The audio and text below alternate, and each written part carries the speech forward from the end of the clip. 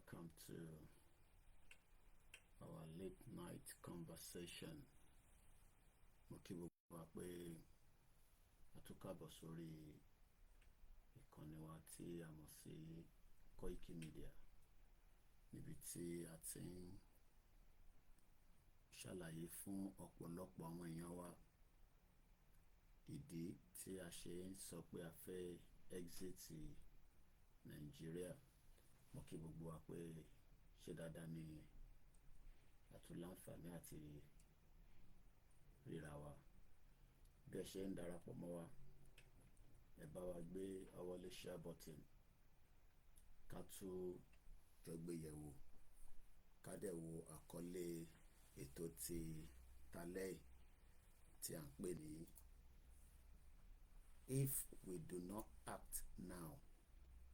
Tí a bá gbé ìgbésẹ̀ nínú ìrìn àjò tí a gbé dání, ó ṣeé ṣe pé another 50 years tí wọ́n ń sọ yẹn òun la máa lò nínú Nàìjíríà. But tá a bá fẹ́ kí 50 years yẹn kó ṣẹlẹ̀, a gbọ́dọ̀ gbé gbogbo ìgbésẹ̀ tó yẹ ká gbé gẹ́gẹ́ bí akọni ọmọ Yorùbá láti lè tètè kúrò nínú Nàìjíríà. But tá a bá ti ṣe yẹn, kí gbogbo wa lọ múra fún 50 years more in Nigeria. Mo kí gbogbo wa, good evening and welcome. It is 17th of the month of November 2024. Ìkànnì Koikimedia òun náà lẹ́wà yìí. Koikimedia, we bringing the world closer to your doorstep.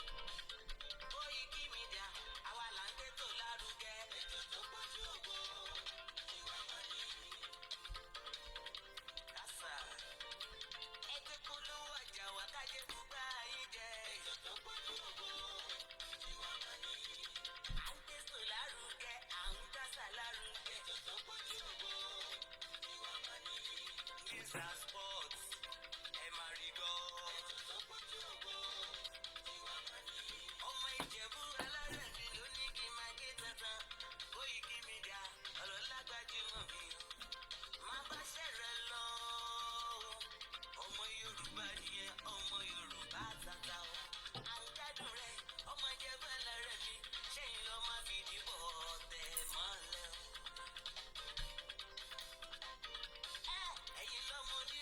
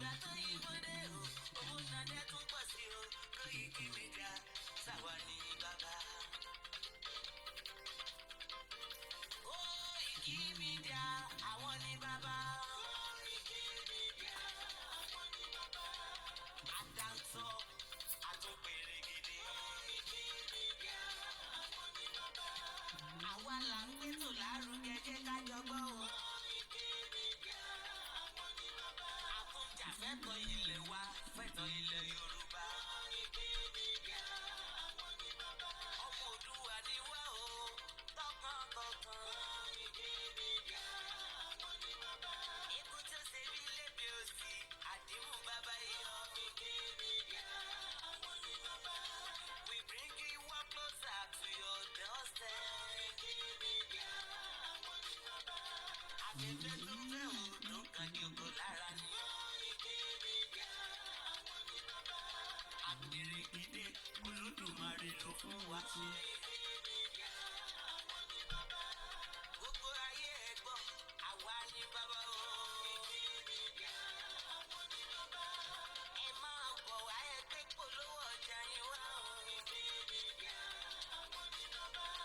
òtútù alágbèdá ní òtítọ́ lágbèdá ní.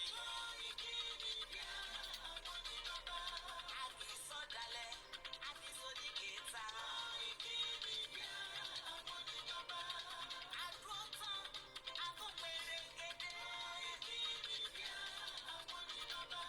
Koikimedia we bring you one closer to your doorstep. Koikimedia is around. Is around. Ladies and gentlemen, ẹ mú kálẹ̀ sílẹ̀, ẹ tẹ́tí ẹ gbọ́ ètò tó gbójú gbogbo. Ladies and gentlemen, ẹ mú kálẹ̀ sílẹ̀, ẹ tẹ́tí ẹ gbọ́ ètò tó gbójú gbogbo. Koikimedia is around. Koikimedia. lẹ́ẹ̀kan sí mo kí gbogbo wa pé ẹ káàbọ̀ sórí ìkànnì wa tí a mọ̀ sí Koikimedia. mo kí wa pé ẹ kálẹ́ ẹ káàárọ̀ ní gbogbo ibikíbi tí ẹ bá ti ń darapọ̀ mọ́ wa. mo kí wa pé ṣe dáadáa ni mo tún láǹfààní àti bá wa. ẹ̀ẹ́n tí à ń sọ̀rọ̀ lé lórí òun náà ṣe ni lórí ọ̀rọ̀ ìrìn àjò Yorùbá Nation àti pé kí ni ẹ̀ẹ́n tí à ń sọ lórí ẹ̀ òun ni pé tí a bá gbégbésẹ̀ nísìn á pẹ́ díẹ̀ ká tó kúrò nínú Nàìjíríà. tí a bá dẹ̀ sọ pé a ní gbégbésẹ̀ ìrìn àjò Yorùbá Nation á wà nínú Nàìjíríà fún 50 years bí Britain ṣe ń sọ. ìjà fẹ́ gbégbésẹ̀ àbá ní gbégbésẹ̀ ọwọ́ àwa ló kù sí nísìn, kò sí lọ́wọ́ ẹnìkankan mọ́. mo ń bọ̀ mo ti dé.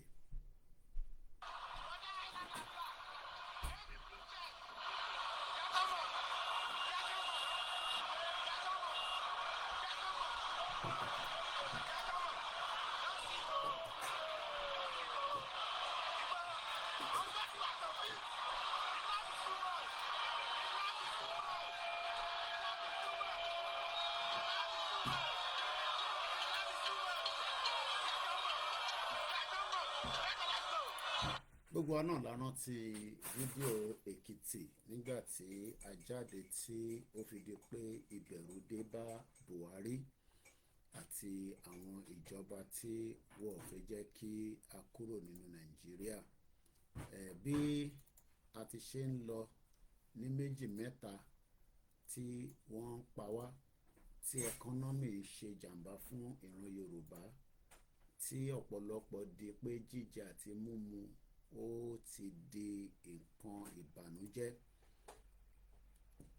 Yorùbá Nation òun náà lọ́pọ̀lọpọ̀ ń sọ, àmọ́ ǹjẹ́ mọ̀ pé lánàá a ṣe láǹfààní pé wọ́n tún dìbò ní Ondo State. gbogbo náà la kúkú rí gbogbo àwọn tó jáde.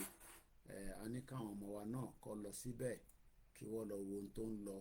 a rí i pé ọ̀pọ̀lọpọ̀ ọmọ Yorùbá ló jáde láti dìbò torí pé kí ni ọ̀nà, kódà ara wọn tí wọ́n ń ta ìbò fúnra wọn ní 5,000. ṣé ìtawà máa jókòó tì lélẹ̀ tí a máa fún àwọn kan láyè kó máa ta ìbò, kó máa ra ìbò, àbí a máa ní ìgbésẹ̀ tá a fi gbé? kí wá ní ìgbésẹ̀ tá a máa gbé náà? mò ń bọ̀ sẹ́mu ìtí ìdè mú kí gbogbo wa pé ẹ bá mi gbé ọwọ́ lé share button.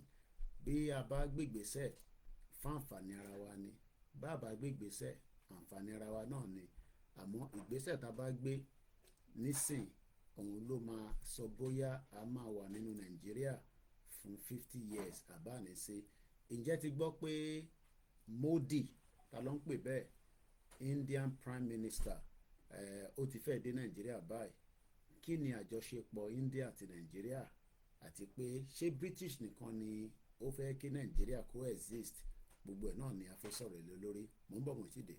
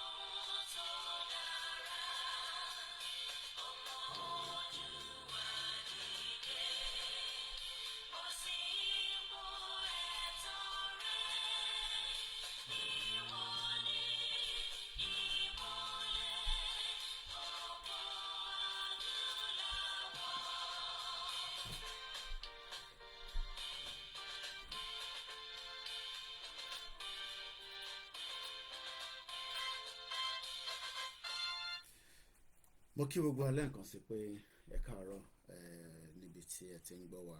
A ti gbà pé ọ̀pọ̀lọpọ̀ ọmọ Yorùbá náà ni ó ti gbọ́ nípa pé kí a kúrò nínú Nàìjíríà, ṣùgbọ́n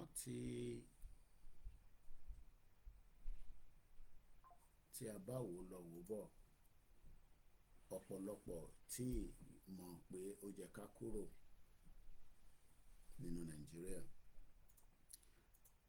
Ẹ jẹ́ ká kọ́kọ́ lọ sí Ondo State, ilẹ̀ Yorùbá ni. Election lọ nínú ẹ̀ lánàá. Àwọn tí wọ́n dìbò wọ́n fẹ́ ìjọba tó máa ṣiṣẹ́ fún wọn, wọ́n dẹ̀ fẹ́ kí àlàáfíà kó wà ní ilẹ̀ Yorùbá ní Ondo State. Tá bá wò lọ sẹ́yìn, a rí pé Akérédolú ni ó ṣèjọba bẹ̀ kó tó di pé ọlọ́jọ́ dé. Before then, ọ̀pọ̀lọpọ̀ náà ti ń ṣe government nínú Ondo State láti 1999. Ẹ jẹ́ ká wò láti 1999. Ǹjẹ́ ẹ má bínú pà nílé máa dárúkọ àkíyín ká tó parí ètò, torí àsìkò eré ọ̀tọ̀, àsìkò iṣẹ́ ọ̀tọ̀. Ẹni tó bá mú ni dárun mọ́jú, tẹ́yìn náà dárun mọ́jú, ká má fi àsìkò wa ṣeré. Gbogbo yín náà ni àti kí. Àwọn tó bá bá wa lẹ́nu ẹ̀ à ń kí yín.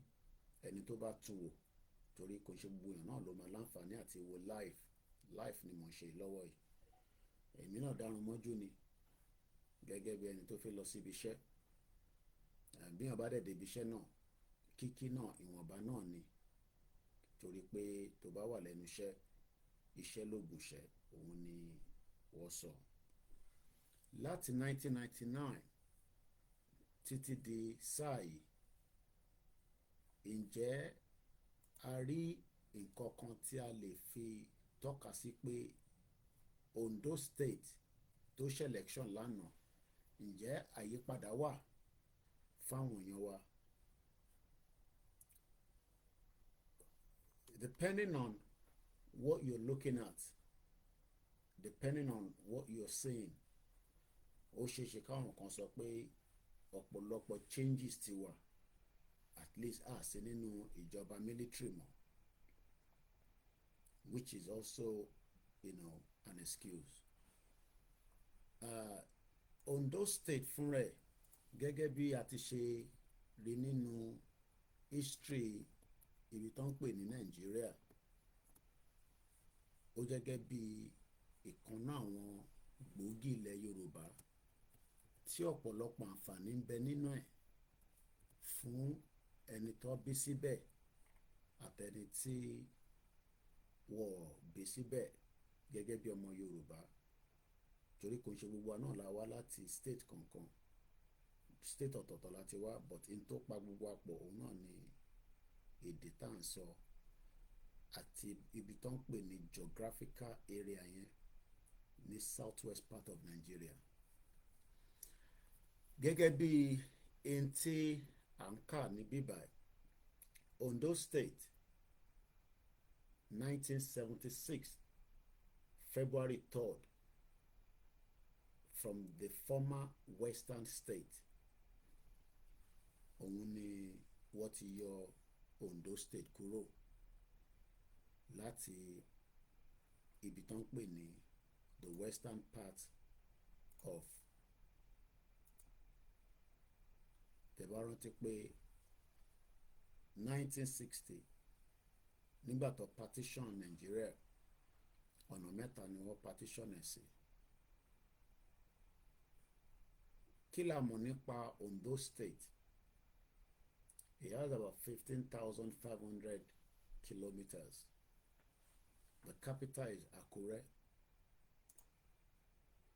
Kò sílẹ̀ Yorùbá tí kò ní history tọ̀dọ̀ tiẹ̀. Kódà tí a bá ní ká wo kí nìkan tí a lè fi identify Ondo State, wọ́n ń pè ibìkan ní Ìwé Elérú gẹ́gẹ́ bí a ti ṣe kà Ìwò Elérú. Ọ̀pọ̀lọpọ̀ mọ ibi tó wà, but tí a bá padà sẹ́yìn gẹ́gẹ́ bí information tó wà ní iwájú wa, Ìwò Eleru rock shelter in the southwest Nigeria is a site with a rich history. A rich history. But kí ló jẹ́ kó wà rich? Àti pé richness yẹn ọ̀nà wo la fẹ́ gbà láti fi retain ẹ̀ padà tó lè ní impact? Ṣé a kò máa jáde báyìí a máa sọ̀rọ̀ àárẹ̀ fún àwọn kan láyè láti take advantage torí pé àwọn ni wọ́n ń ṣe government wa nísìn? Àdẹ̀ ní nǹkan tá lè ṣe sí ju pé ká kọ̀ jáde ká sọ fún wọn pa fẹ́ exit Nigeria. Our exit out of Nigeria, ta là ń bá sọ̀rọ̀ gangan? Ta ni à ń communicate message wa fún? Ta ni à ń sọ fún pé a fẹ́ lọ àti pé ta ni kò fẹ́ jẹ́ ká lọ? Gbogbo wa náà láti mọ àwọn tí kò fẹ́ ká lọ. Gbogbo wa ti ní at least knowledge pé ẹni báyìí òun ló ń takò. Kò ń ṣàwà tá gbé Yorùbá nation dání ni à ń dá yín dúró. Kò ń ṣe bàbá Kítóyè ló ń dá yín dúró. Kò ń ṣe Ìgbòho ló ń dá yín dúró. Ìwọ ló ń dá rẹ̀ dúró. Èmi ni mò ń dára mi dúró. Ẹni tó mọ̀ ló ń dá rẹ̀ dúró. Ìgbà tí a bá ti náà fẹ́ lọ, àwọn tá à ń sọ fún yẹn náà tí wọ́n gbọ́, òun ni gbogbo àjọ máa act together. Actness yẹn òun ni ọ̀pọ̀lọpọ̀ ń dúró bóyá miracle àwọn Biafra máa ṣẹlẹ̀ tí mo tẹ̀ fẹ́ ká lọ sí area yẹn rárá lálẹ́ torí pé ọ̀jọ̀gbọ́n lọ́pọlọ ni ọmọ Yorùbá, but à ń fi ẹ̀rù, à ń jẹ́ kí ẹ̀rù tó máa bà wá kó jẹ́ kí àwọn tí wọ́n jẹ́ kó wà nínú position kó take advantage tó fi wà níbẹ̀. Ondo State náà ni a ṣe wà lórí ẹ̀ torí pé àwọn ni wọ́n ṣe election lánàá. Kódà wọ́n ní wọ́n ń ka ìdìbò yẹn lọ́wọ́lọ́wọ́ báyìí gẹ́gẹ́ bí èyí tí mo monitor ní INEC wọn. But ẹ ká padà sínú history díẹ̀ nínú Ondo State torí state yẹn lásán kò jẹ́ kí àtẹ̀gbà pé wọ́n tún hold election kankan níbẹ̀, but ó ti indicate pé Yorùbá ò tí fẹ́ kúrò ní Nàìjíríà, and we are going to spend 50 years the way it is now. Ó ti show pé àìtẹ́ rẹ̀ dípa fẹ́ lọ, kò sẹ́ni indicator pé a fẹ́ lọ torí I expect pé gbogbo ẹni tó wà l'Ondo State ló gbọ́dọ̀ accept kó dẹ̀ believe nínú ìrìn àjò yìí. Àmọ́ election táwọn náà ń ṣe, bó believe in it, bó believe in it, wọ́n hold it as the high mark pé òun ni authentic fún that part of Yoruba land. And human occupation, à ń sọ̀rọ̀ nípa history kan tó ń bẹ nínú Ondo State lọ́wọ́lọ́wọ́ tó ń pè ní Ìwò Eleru. A ti ṣe ọ̀rọ̀ lórí ẹ̀rẹ̀ some years back. Mo kàn touch lórí ẹ̀ torí pé ó ní ṣe pẹ̀lú Ondo lálẹ́ ni. Human occupation. Wọ́n tún wá discover nǹkan kan ní 1965 tó ń pè ní fossil discovery. Kí ni wọ́n ń pè ní fossil àti pé kí la mọ̀ sí fossil? History tó ń bẹ nínú Ondo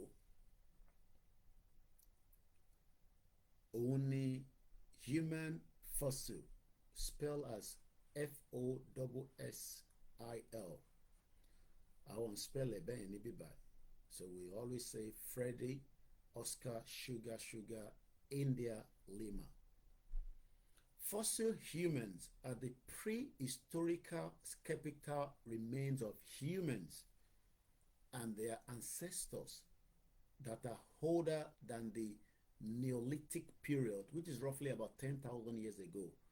So ní Ondo State yẹn nísìn tí a kàn accept in tí wọ́n ń ṣe lé wa lórí torí pé à ń dúró nínú mídíà báyìí pé kí Koiki sọ fún yín kẹ́ lọ act nígbà tí kò ń ṣe pé Koiki nìkan ni ó jọmọ Yorùbá. À ń dúró kí Ìgbòho sọ fún wa pé ká lọ act, kódà à ń dúró kí bàbá Akíntóyè sọ fún wa pé ká lọ act.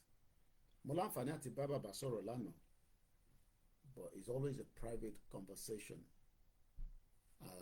and it's a privilege. Kódà wọ́n tẹ̀ lọ pè mí, he wanted to find one or two information of me, and each time tí bàbá yẹn bá pè mí, it's the same thing tó ń sọ níta náà ni mo máa ń sọ fún wọn pé Yorùbá nation, our exit point, how is it going to happen? The same thing tẹ́yìn bí mí náà lèmi náà máa ń bí wọn.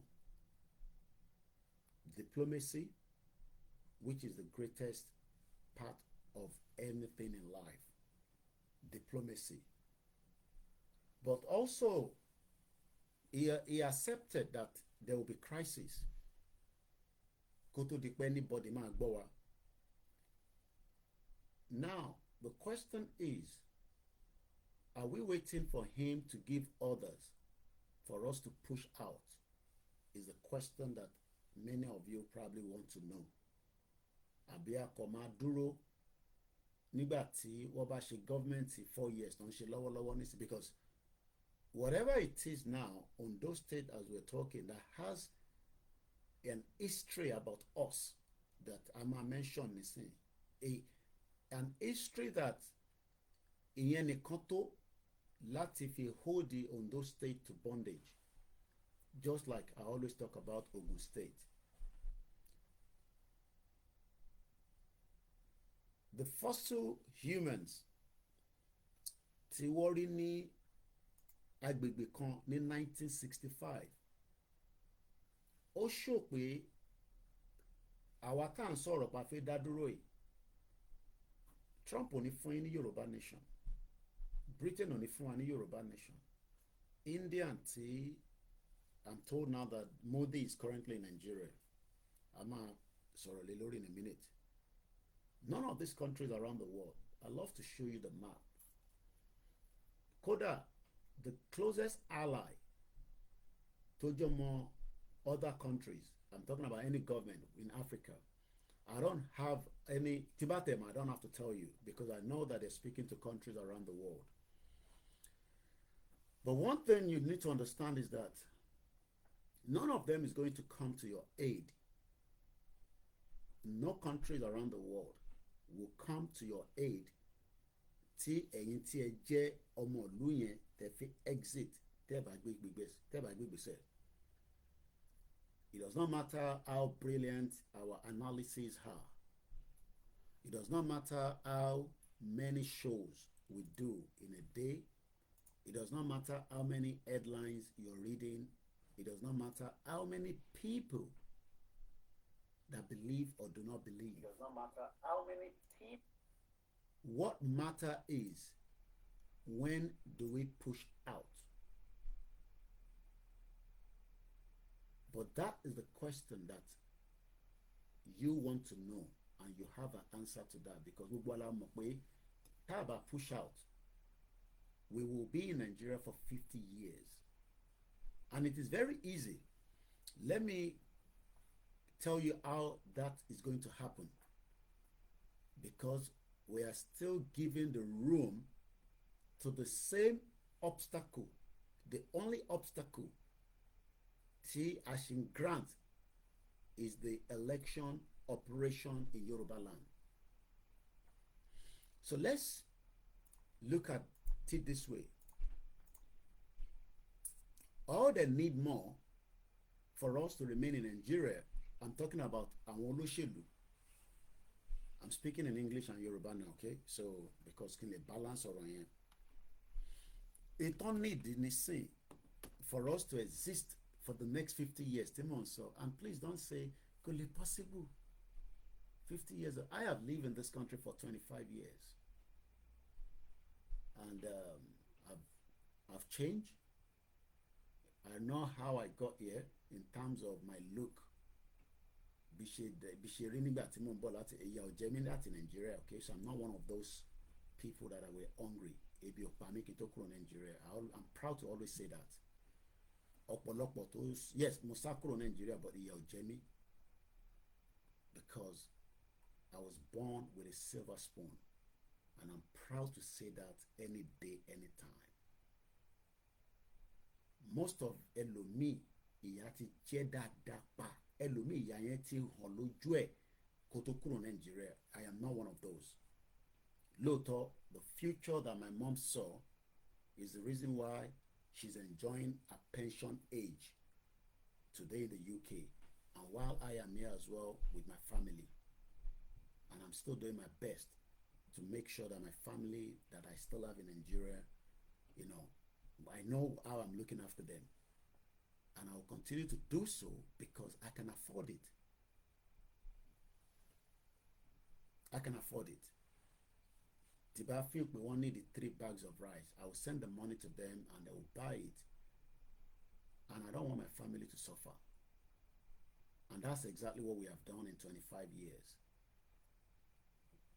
Kódà brother mi kan send message sí mi tó jẹ́ family mi. Ó need I think multivitamins, 100,000. I'll send that to him hopefully tomorrow. I will send 100,000. It's a chicken change to me. It's less than Owo Eleru anything. Whatever it is, go to 50 pounds. Just like a booster. Many of you will not have that 100,000 for the next 3 months. Now, let's divide 50 by 4 for 4 years in the election in Nigeria, right? That means the politicians only need another 12 cycle of election. 12 cycle. 1, 2, 3, 4, 12.5. Let's cap it as 12. So the 50 years that has become the talk of the discussion, whether it's the amalgamation or not, can't they accept what they amalgamate more? But the 50 years itself will run if election continue every 4 years. That means we're going to need 12 cycle. At what point do we stop that cycle? At what point ni I think stop pé kò ní káté accept pé Ondo State is out of the option now. They've done an election. We can't stop that anymore. An election has been done in Ondo State. And the only thing we can do now is whoever wins the election, maybe we can continue to talk to them and they will probably listen or they will not. I don't know. And that is part of what we called diplomacy. The same way we gave Aketi while he was in power, because our campaign started before he died. And at the end of the day, he died. He didn't even talk about it. He didn't even bother.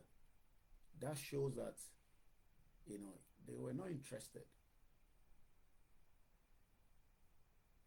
Now, at what point do we put a hold to those operating the Southwest on our behalf? Because Monri Fayoshe, I think he's 60 years old yesterday, according to his brother.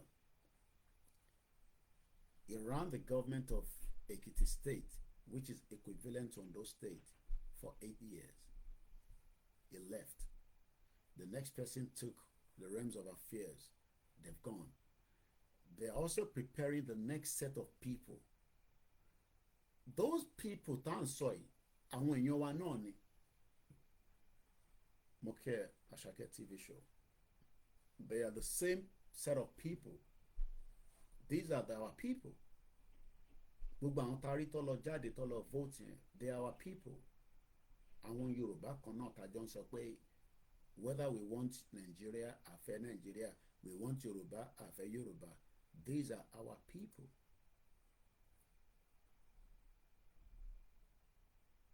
These are our people.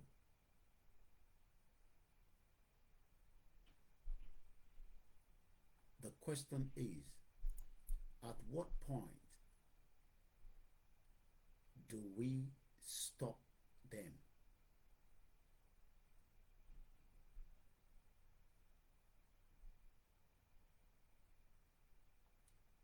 At what point do we stop them? Do we stop them now, or we give them another 12-year cycle?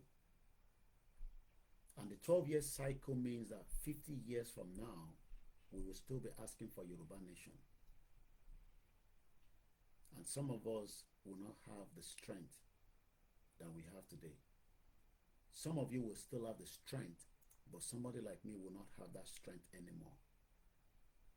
But the only difference is, if God spares our life together with me, I will still be in this system here, enjoying a better life than you, because I will not see where any changes would happen.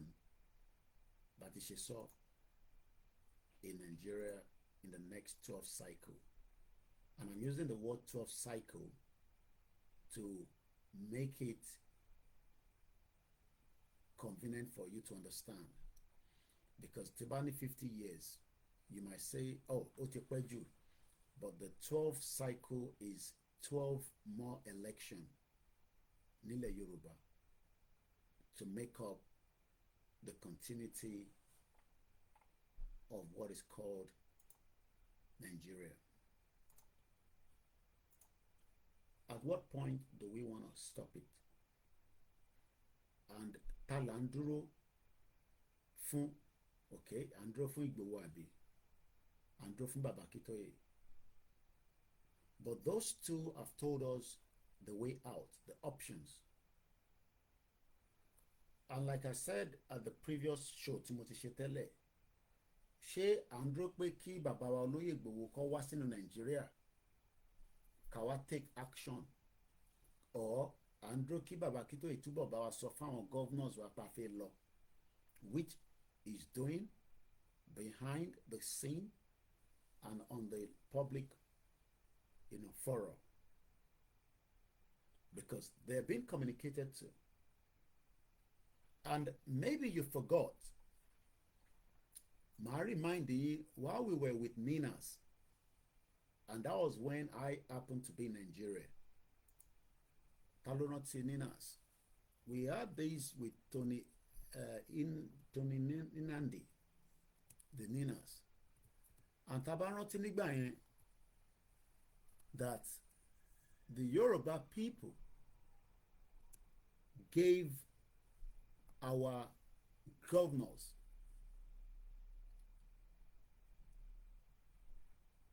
a time frame for them to pack and wind down. How many of us remember that? I'm just trying to find a little bit information about them.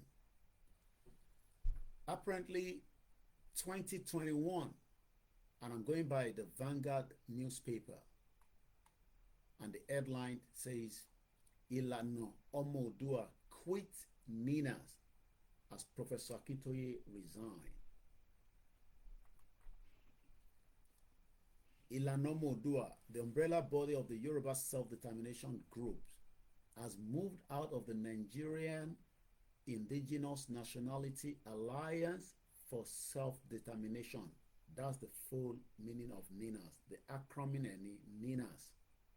Because ẹlòmíì kan gbọ́ Ninas yẹn kò mọ the full meaning. Just like the bá ń gbọ́ YSDN lẹ́nìí, ọ̀pọ̀lọpọ̀ mọ the meaning of the YSDN. The YSDM stand for the Yoruba Self-Determination Movement. So what I'm trying to explain to us is that there is an agenda that àwọn governors tá à ń sọ fún pé a fi exit, àwọn gan-an padà exit ara wọn, either through death or through change of government. Because whether we like it or not, Sanwo-Olu, as another case study in Lagos State, is finally winding down after going to complete his 8 years. But the political party that àwọn sọ fún pàfẹ́ exit Nigeria, they're not listening, and they don't want to listen to us. They're already preparing for 2027. I'm sure pé by next year, Yayi mama bẹ̀rẹ̀ sí ń gbé signal jáde pé òun lòun fi di governor Ogun State, because a ní tọ́nù tòun náà ló kàn. I'm sure Seyi Makinde is winding down and is already putting his eyes in the presidential part of Nigeria. Òun fi di president. Adeleke has, I think, another one more term, so he will be contesting to retain the power. Ekiti State, I believe, has just had a new government, so election is not going to happen in 2027. Now, are you getting the message that all these politicians are all aware? And I still want to find out only or and I want to take us back to a little bit about this, the Ninas. I think it was a proclamation or something. I need to get the right, word for it, because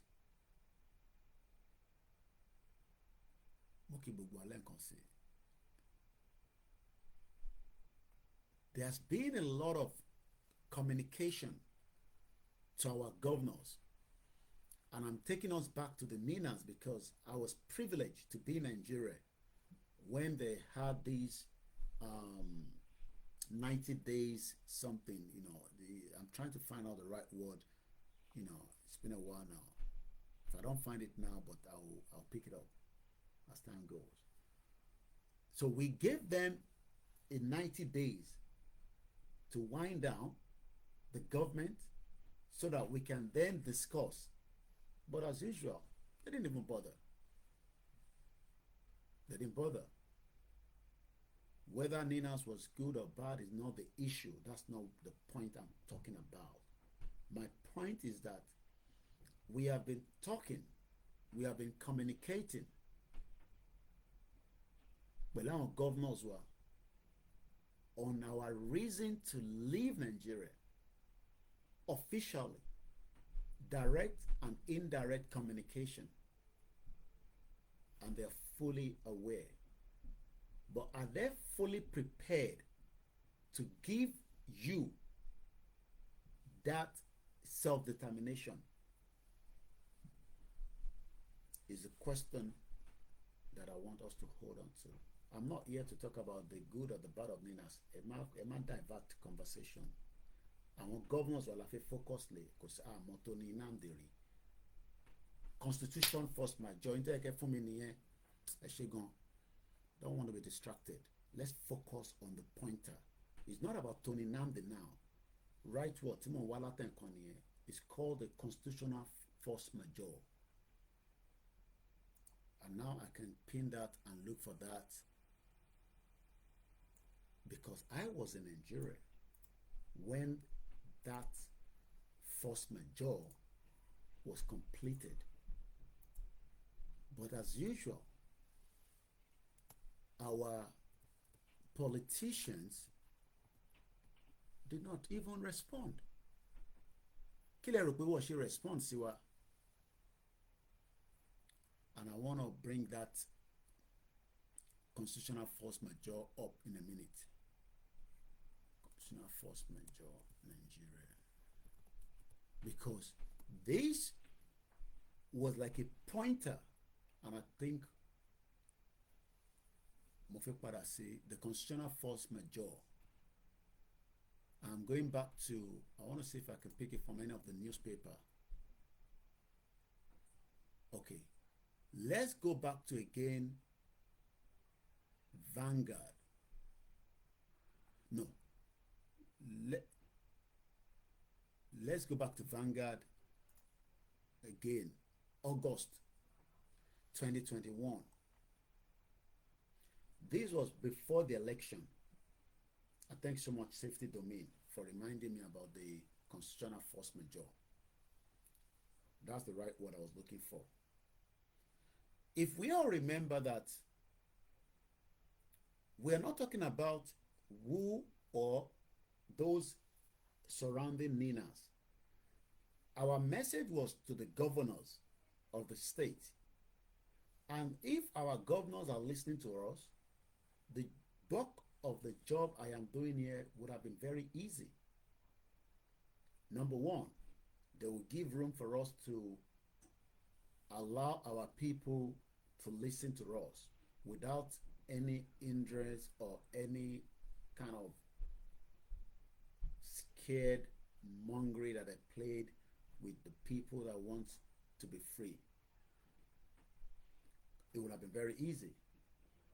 We would have been able to move from towns, villages, cities, and make our campaign clearly to our people.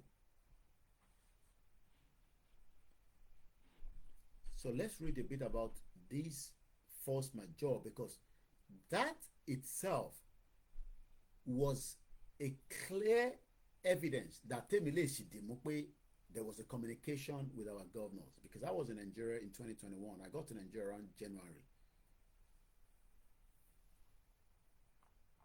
And this was 2 years before an election. And after this, we are still having another election, which was yesterday in Ondo State.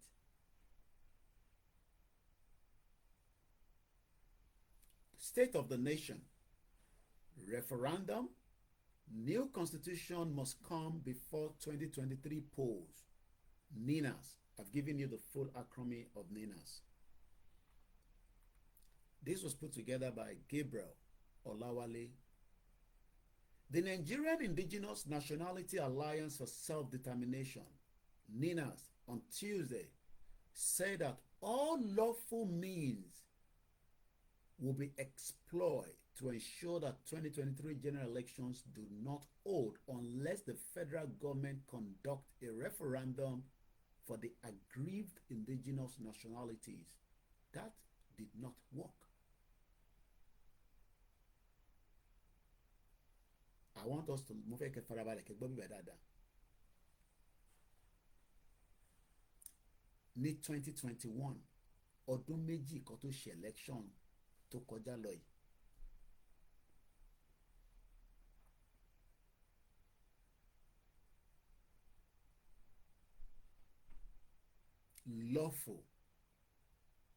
Lawful means.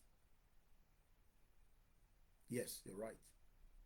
It was a documented grievances expressed by various indigenous. Kò ń ṣe Yorùbá nìkan ló wà nínú ẹ̀. But point at me fẹ́ káwa mú náà ni pé there was a communication to our own representative nísàlẹ̀ ní Southwest, and Baba Akintoye was our leader that was part of the NINAS until he resigned in August 2021. I was in Nigeria to witness the deadline. Kódà, the deadline should have happened in March, but there was some argument that they needed extra 30 days, and that 30 days left to April, the end of April. Tẹ́ bá lọ rántí, tẹ́ bá lọ wo the video tí olóyè ṣe nígbà yẹn that went viral, that should have been the stoppage of Nigeria, of Yoruba people. Ìgbà yẹn gan ló yẹ kí stoppage yẹn ti wà, because Olóyè said we will shut down the borders.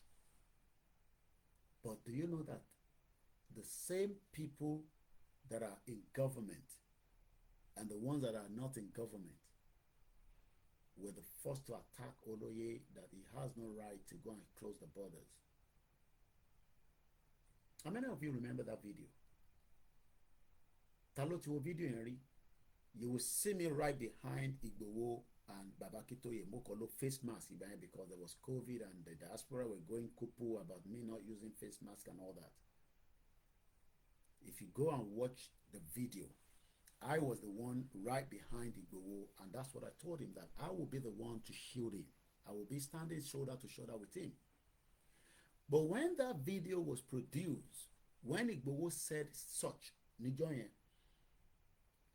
if àwọn ọmọ Yorùbá bá believe in the movement, right, the next day yẹn gangan should be the shutdown of Yoruba people from Nigeria, because we already communicated to our governors that we are going to go out of Nigeria, but we will do it lawfully. Some argue that Igboho does not have the right, because the right tó níyẹn òun ló ṣe affect wa nísìn, because as long as we continue to say that ní right láti ṣe anything, we will be in Nigeria for 50 years, and that's 12 cycle of election. Let's go further. According to NINAS, the Nigerian Indigenous Nationality Alliance for Self-Determination, there must be a referendum first to decide if we want Nigeria. Then we talk about a new constitution before 2023 general election. Let's fast forward. As Beshima fast forward in another 50 years, if we are still here talking as we are right now, there will be 12 more elections in Yoruba land that will push us to the 50-year cycle by the politicians, whether they are alive or dead. Look, Akeredolu died. The politics continue in Ondo State. And the Ondo State, before we go out of that history that we were meant to touch on, we come back to the Ninas. Now, Mutini template in Timothy Low from the Ninas. I'll come back to them in a minute.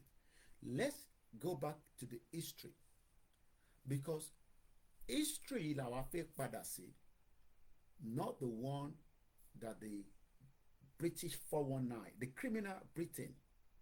Look, I live with them, and I am never scared, and I will never be scared to tell them that Britain is a criminal country that destroyed who we are today. And if we are not going to act, we will remain in Nigeria for the 50 years. I am not talking about the amalgamation now. I am talking about a fraudulent system known as election. We will continue to have election every 4 years,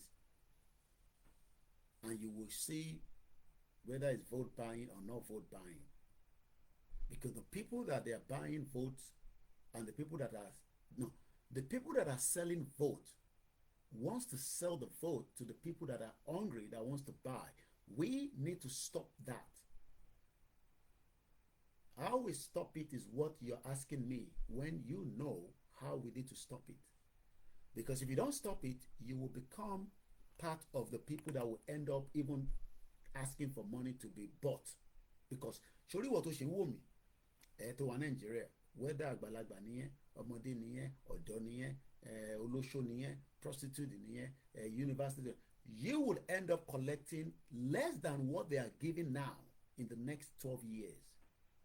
And that will be 3 cycles of election. Because about 4, 8, another 4, that's 12. So in another 12 years, if they are offering 5,000 now, they'll be offering you 1,000 and you will accept it. Because by that time, ibi tó máa ti wọlé sí yín lára ó máa le ju eléyìí tán experience lọ́wọ́lọ́wọ́ nísìn. Because I was listening to a particular YouTube video by a young Nigerian, a Yoruba precisely. She ended up in UK finally, but she was, and I want to just to let you know that she mentioned that when she applied for a visa in 2012, she was banned.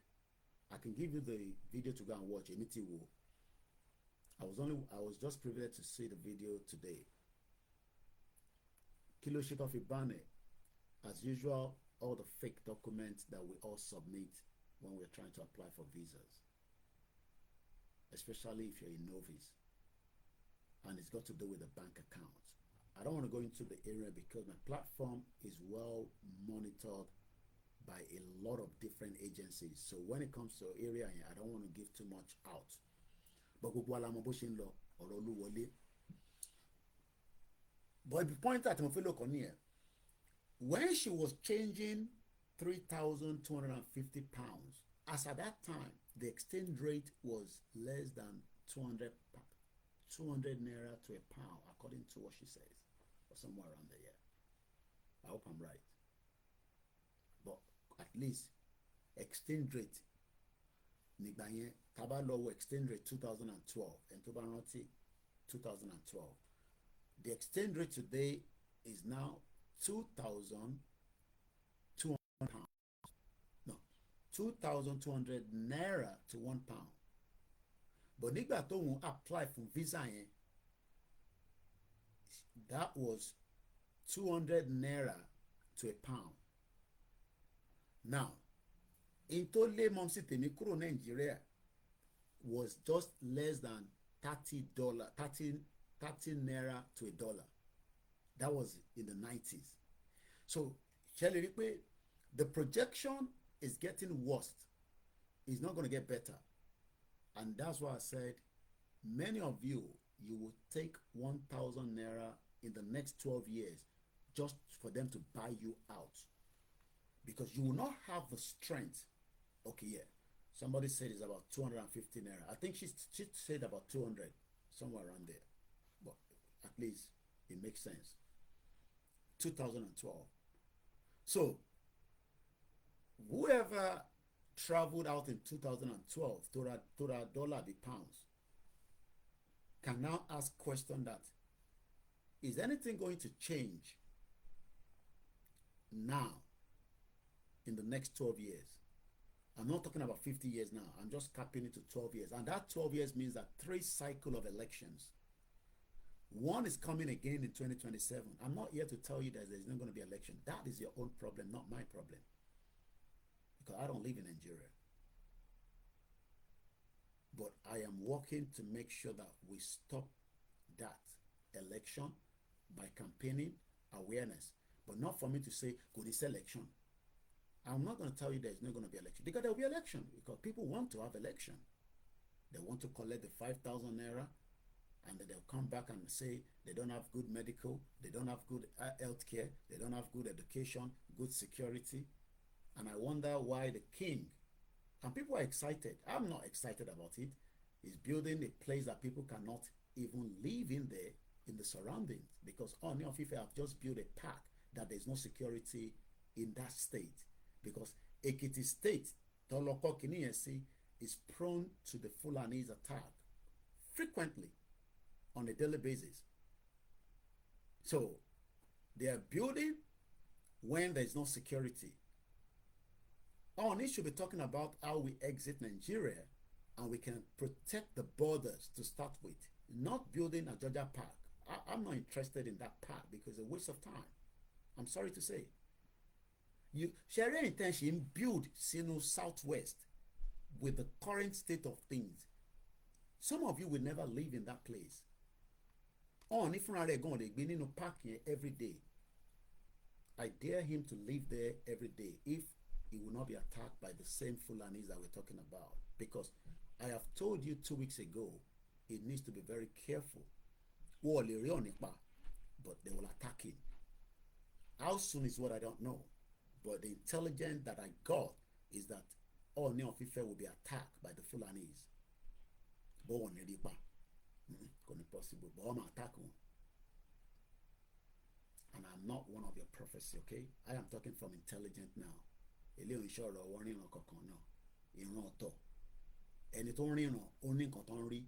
Ẹni tí intelligent wá bá evidence ni. And don't ask me to give you that evidence. But Oni is very likely. Bí UK ṣe wà ṣe rí the problem with Yoruba people is that tábà jókòó síbà tá à ń sọ̀rọ̀ àwọn ọ̀rọ̀ báyìí ní báwo ló ṣe máa ṣẹlẹ̀. UK tí mò ń gbé is on substantial level. It is like, look, I can get a news right now, breaking news, that they've attacked somewhere in any part of the UK because terrorists wants to attack us in this country. So kí wá lè tí bá sọ pé wọ́n máa attack ẹ Ọ̀ọ̀ni, it's not because I hate him. I'm just giving him the warning. It's up to him to beef up his security and the spiritual aspect of it. But wọ́n lè rí Ọ̀ọ̀ni pa, but he will likely be attacked. That likely is likely. Kò ń ṣe pé just like UK láàárọ̀ nísìn, anytime we can get a breaking news that this country has been attacked again, just like it was. I pray not, but prayer kọ́ ni ọ̀rọ̀ tó wà nílẹ̀, because most of you are buffoons. You are idiots. You're thinking that your prayer means that people will not be killed. Many people have been killed. 1,500 people were killed in October. Are you prayerful more than them? No, you're stupid. Orí ò pé. Very stupid Yoruba people. Idiot all over the place. Orí yóò pé. So you think that prayer ti ẹni sìn ló máa stop ẹ pé kí Fúlàní máa pa ẹ́. Fúlàní fẹ́ pa ẹ́ now. Tí Fúlàní bá rí ẹ tó bá ṣe prayer gan, wọ́n máa fìbọn fọ́ orí ẹ̀ dànù. I'm trying to be very calm with this program so that I can pass the message. Borí yóò pé ní tàǹbà sọ̀rọ̀ nílé. Ten rò pé àwọn olóṣèlú máa fún yín láyè pé ká kó gba Yorùbá nation if we are not going to hold them accountable for the destructions of millions of the lives of Yoruba people. At least we have 60 million Yoruba people across the southwest. Wọ́n wá ń jẹ́ kó yé wa pé ní 1965 arákùnrin kan wà tán pè ní cherry òyìnbó, iṣẹ́ tí wọ́n ní pé kọ́ fún wa ní èyí tó dá lọ́dọ̀ tiwọn. Whereas àwọn bàbá ńlá wa wọ́n mọ̀ pa kínní yẹn, but because we are idiot Yoruba people, orí wa ò pé à ń dúró kí òyìnbó máa ṣàlàyé fún wa pé nǹkan tó rí yẹn o ẹ̀dá arákùnrin ló kọ́kọ́ rí. That's what they want me to believe, but I'm not gonna believe that jack shit, especially tó bá wá látọ̀dọ̀ àwọn òyìnbó yìí. I'm not believing it. Ṣé rí stage tí èmi dé nísìn ẹ̀, I trust nothing out of them. That's why I'm not scared of Britain. I live here. I know most of you tẹ́ ń gbé níbí bá àyà yín já bí a torí ẹ níwèé torí ẹ fẹ́ ẹ̀kọ́. Look, I am not scared. Treason of friend. Whatever I am doing, let them charge me for anything. Ikú kan ló kúkú máa pààyàn kan níjọ́ kan anyway. But ẹ̀rù tó ń ba púpọ̀ nù yín òun ni kò jẹ́ kí ìrìn àjò yìí kó rìn síwájú tó fi wà níbi tó wà yìí. And if care is not taken, it will last 50 years. Those of you on Instagram, it's gonna go up, but I'm coming back because 1 hour la fún wa lórí ẹ̀. Ẹ̀rù yẹn òun ni ó ń pa yín díẹ̀díẹ̀. Àtàwà tá à ń gbé níbí, ẹ má yẹ kí Koiki sọ̀rọ̀ bẹ́ẹ̀ yẹn, ó gbúdúlù ó gbalagbala. And one day we will all just die anyway.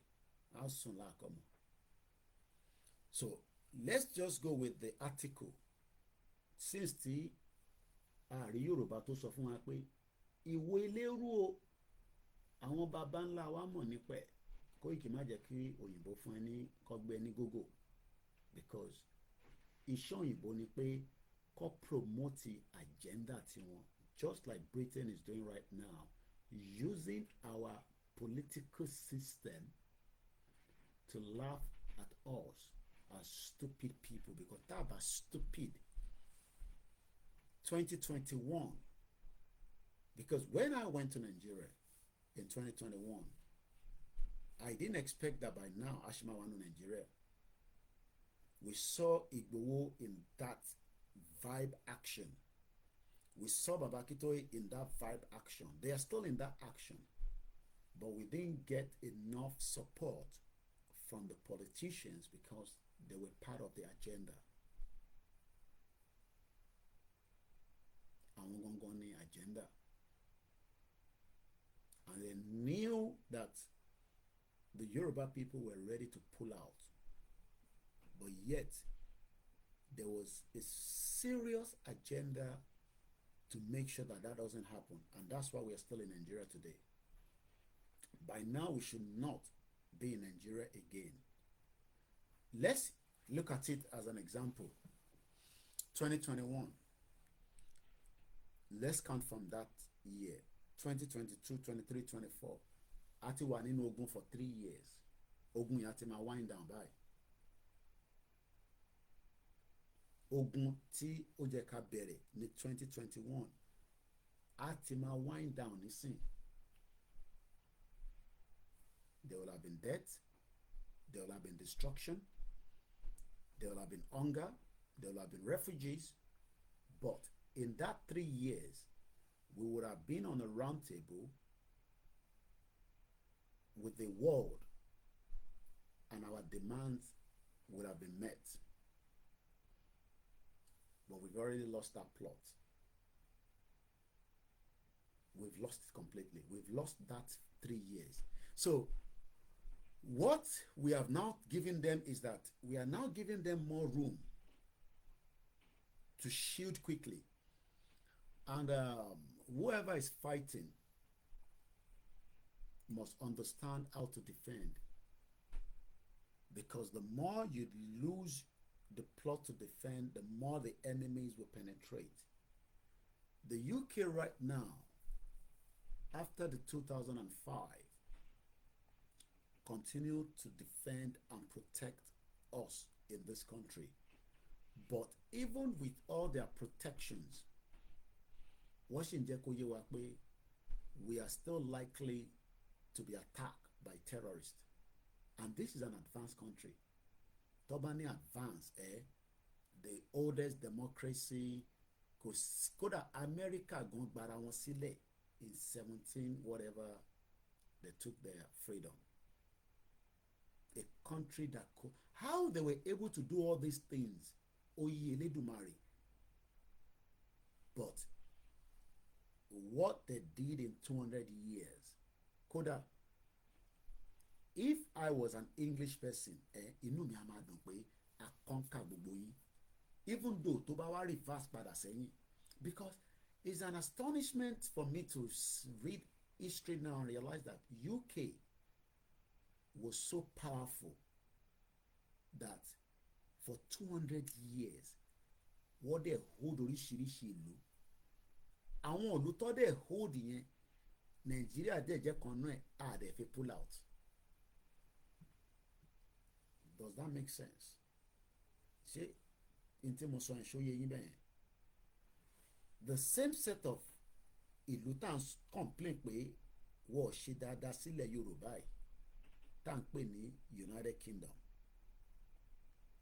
We are still giving them the room to even breathe and tell us directly or indirectly that this is how things will be operating with partnership, strategic, and all these garbage that they're discussing.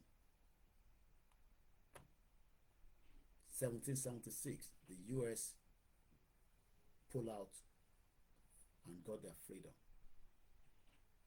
2075, the Yoruba will probably be getting ready to pull out as well. Mokiya Tobimilomo, good morning and welcome to the program. 2075, Yoruba náà prepare láti exit. Let's go back to Iwo Eleru, because there is something unique about Ondo State, Tashin Soro Lori, that can give us everything to start a country. I was talking about Ogun State yesterday. No, I believe day before yesterday. We can also take Ondo as another state to prepare for the exit of the Yorubas. I think I was using the word hijack, and somebody called and said, Koiki, don't ever use the word hijack on your show. The Yoruba land belongs to us. And the word hijack is not the right word. We are taking what belongs to us. Gẹ́gẹ́ bí àwa tí a ní. So the question now is, how do we take it back?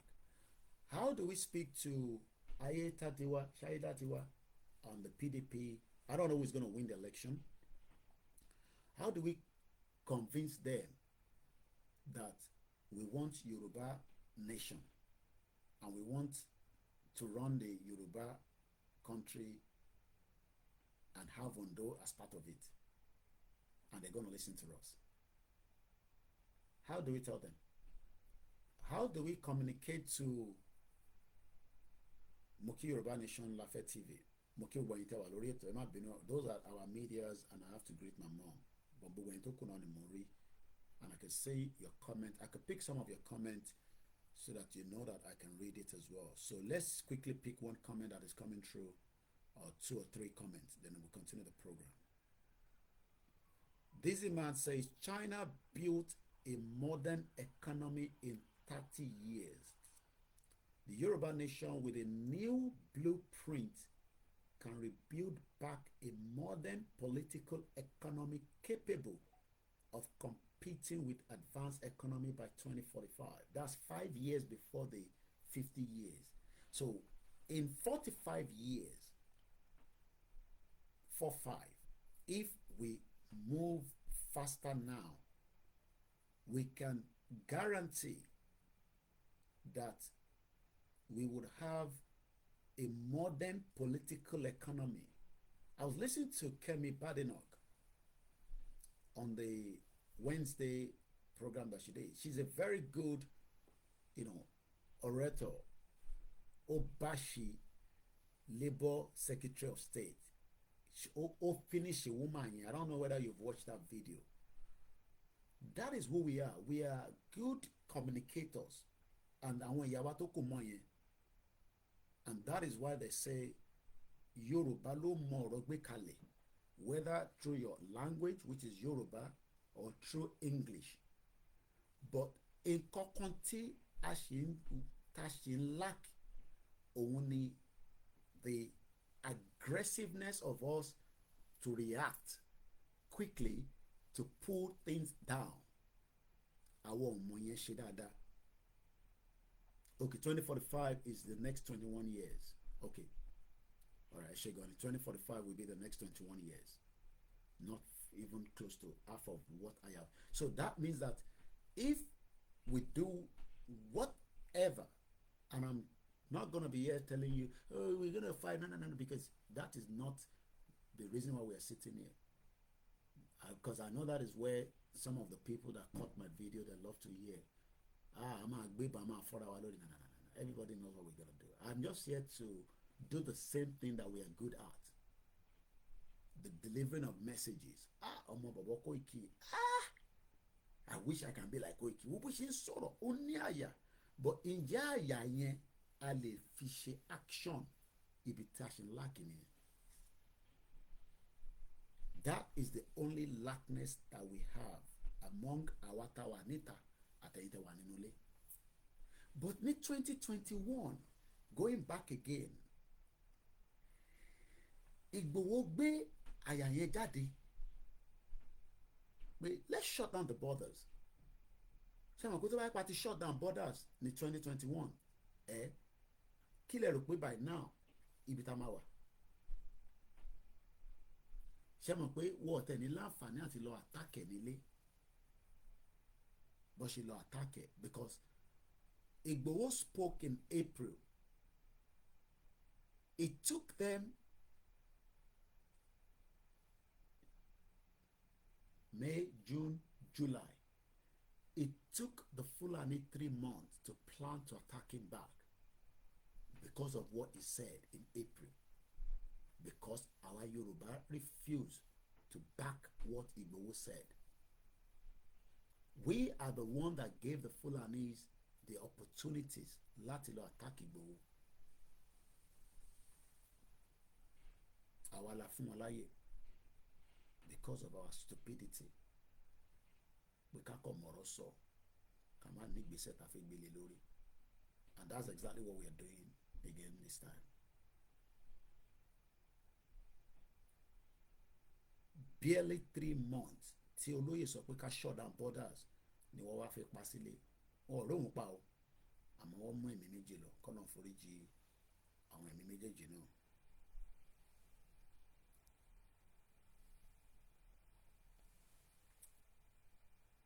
And we are running the same cycle again. Tí a bá continue by, we will last 50 years in Nigeria and nothing is going to happen. So 50 years, tá à ń gbọ́ tó ń sọ yẹn, it will come true. I pray not, but we are not reacting to stopping that.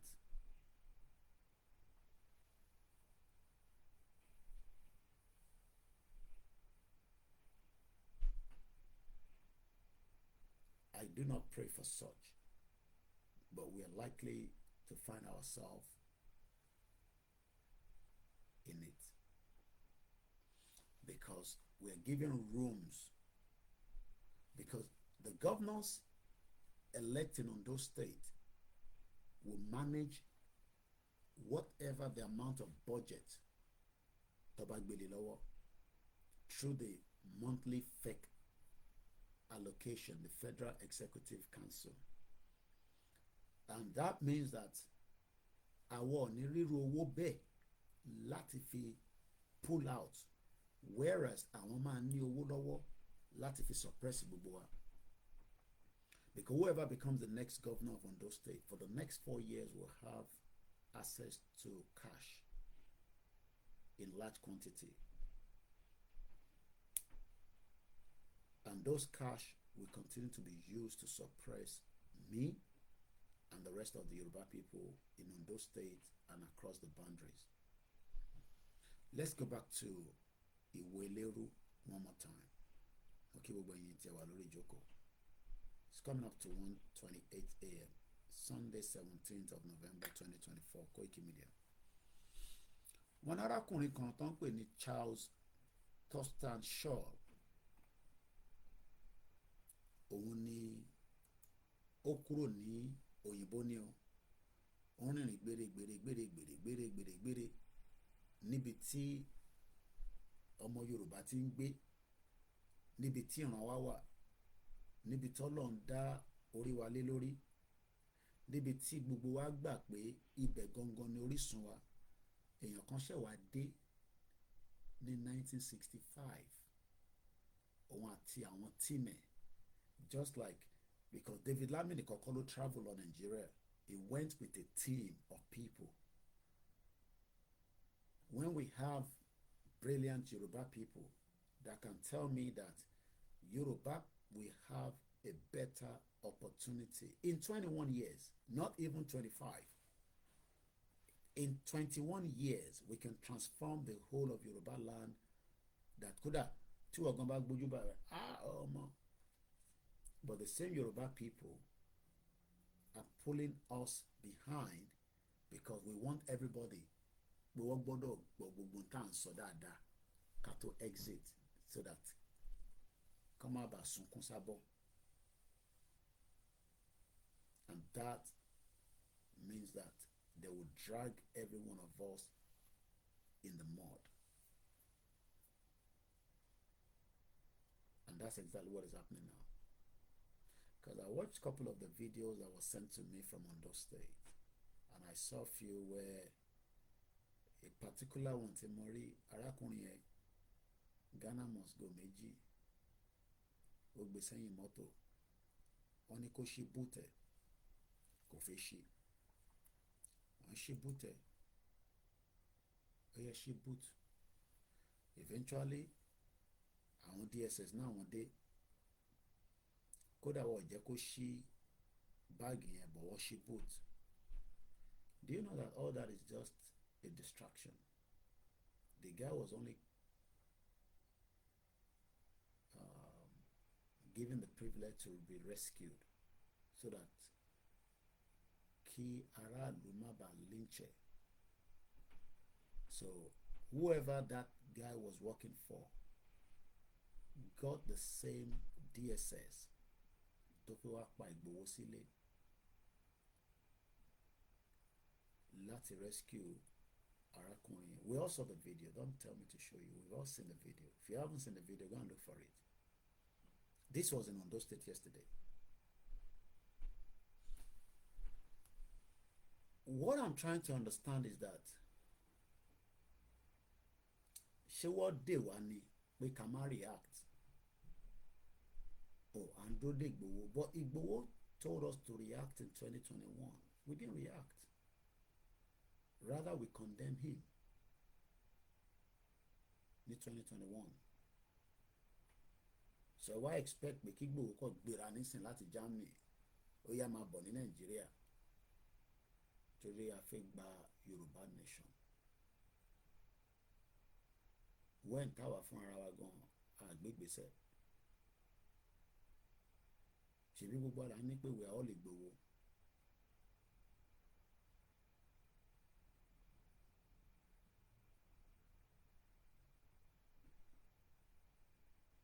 What are we scared of?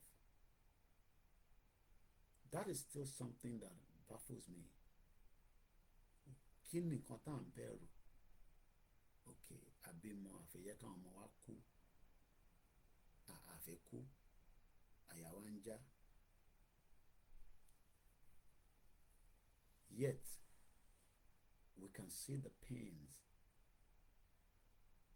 Wọ́n ní UCH ó jẹ gbèsè, wọ́n disconnect the whole hospital, wọ́n disconnect nínú bẹ̀. And that for us is not moving us. Do you know that people that are in that hospital that went there for a particular problem, they are likely to die? Kó tó gbé wọn jáde mẹ́.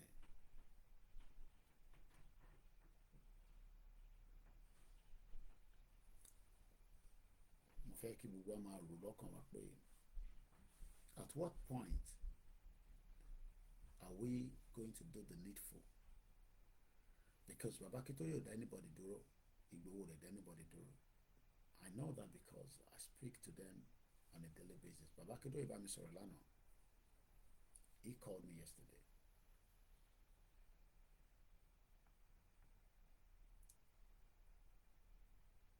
But definitely, kò ń ṣojú lásán from my own looking at things. Let's move swiftly because of the time. Wọ́n ní arákùnrin tán pè ní Thurston Shaw came to Ondo State, or as at that time it was the Western region. Kò tí sí Ondo State because Ondo was only carved out in 1976 according to Bashegbo. Òun àti tíìmù ẹ̀. And when they were moving around as an explorer, because gbogbo táwọn òyìnbó ṣe throughout the life of their colonialization or colonize, they were exploring. Sherry, everybody wants to survive. Ilé ayé ìyẹn ló ṣe pè ní survivor of the fittest. Everybody wants to survive. So, and especially countries around the world, tó jẹ́ pé they need other things for them to survive, especially the European countries. Wọ́n need the Africa láti survive. Nobody, ṣẹ́rí gbogbo history yẹn need yẹn mọ́ nísìn. How do we either tell them with not words alone now, with other actions surrounding it, that tẹ́ bá nídìí wa, especially lórí ilẹ̀ wa, ẹ gbọ́dọ̀ renegotiate pẹ̀lú wa? That is the area that we have not been able to deal with. We have dealt with all other areas very well. But nítorí pé àwọn kan nù wa lára àwọn ọmọ Yorùbá, they still see the privilege that Britain tèmi ń gbé, tí mo ti gbé for 25 years, that there is still good in them fún ìran wa. Look, and I like the way Baba Akintoye say it all the time. Our first number one enemy is Britain. Yes, giving them the letter on the 12th was the best thing that we've ever done in this movement. Even though I do not have knowledge of the content of the letter. But we are now still waiting for Igboho to come to Nigeria and lead a rally. Is that what we're waiting for? The same Igboho tó sọ fún wa ní 2021 we can shut down borders. Ẹ jẹ́ ká lọ ti gbogbo border. Ẹ rántí fídíò yẹn náà. And today I saw a video that I cried inside. Àwọn Fúlàní yẹn pẹ̀lú àwọn Yorùbá àti Igbo ní borders wọ́n wá strip naked àwọn ìyá wa pé wọ́n gbé rice sábẹ́ aṣọ. How many people saw the video? Our mothers were stripped naked. Wọ́n ní kí ìyá yẹn kó bọ́ kódà ó fẹ́ lè ní kó bọ́ pátá. How many people saw that video? I'm sure it's a new video. Kò ń ṣe old video. Ṣé old video ní ṣàbí new? I'm sure it's a new video. Ṣé mo pé right there at that point níbi tíṣẹ́ yẹn ṣẹlẹ̀ kò jẹ́ kí station àbí checkpoint yẹn ó yẹ kí a ti sọ pé ìyẹn ò sí lára ilẹ̀ Yorùbá mọ́. So ẹ̀ ń dúró kí Ìgbòho fún yín ní order. Ẹ̀ ń dúró kí Baba Akintoye fún yín ní order. Ẹ̀yin ò rí fídíò yẹn ni ẹ̀yin ò lè react sí. If I was in Nigeria bí ṣe lọ́lé ní 2021 yẹn,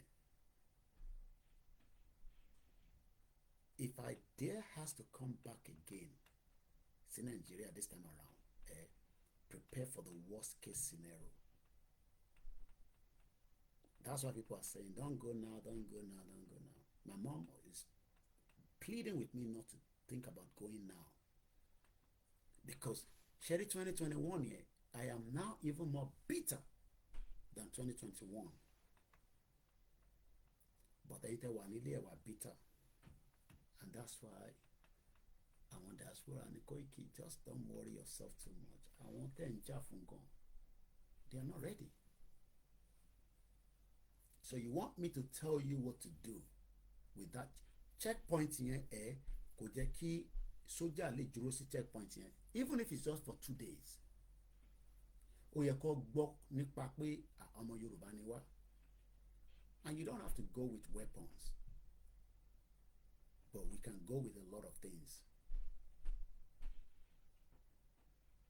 Because mo mọ̀ pé ibi tí mind yìí brain yìí lọ nìyẹn pé bí ẹ ká kó bọ́n lọ sí bẹ́ẹ̀ ká lọ dàbí náà.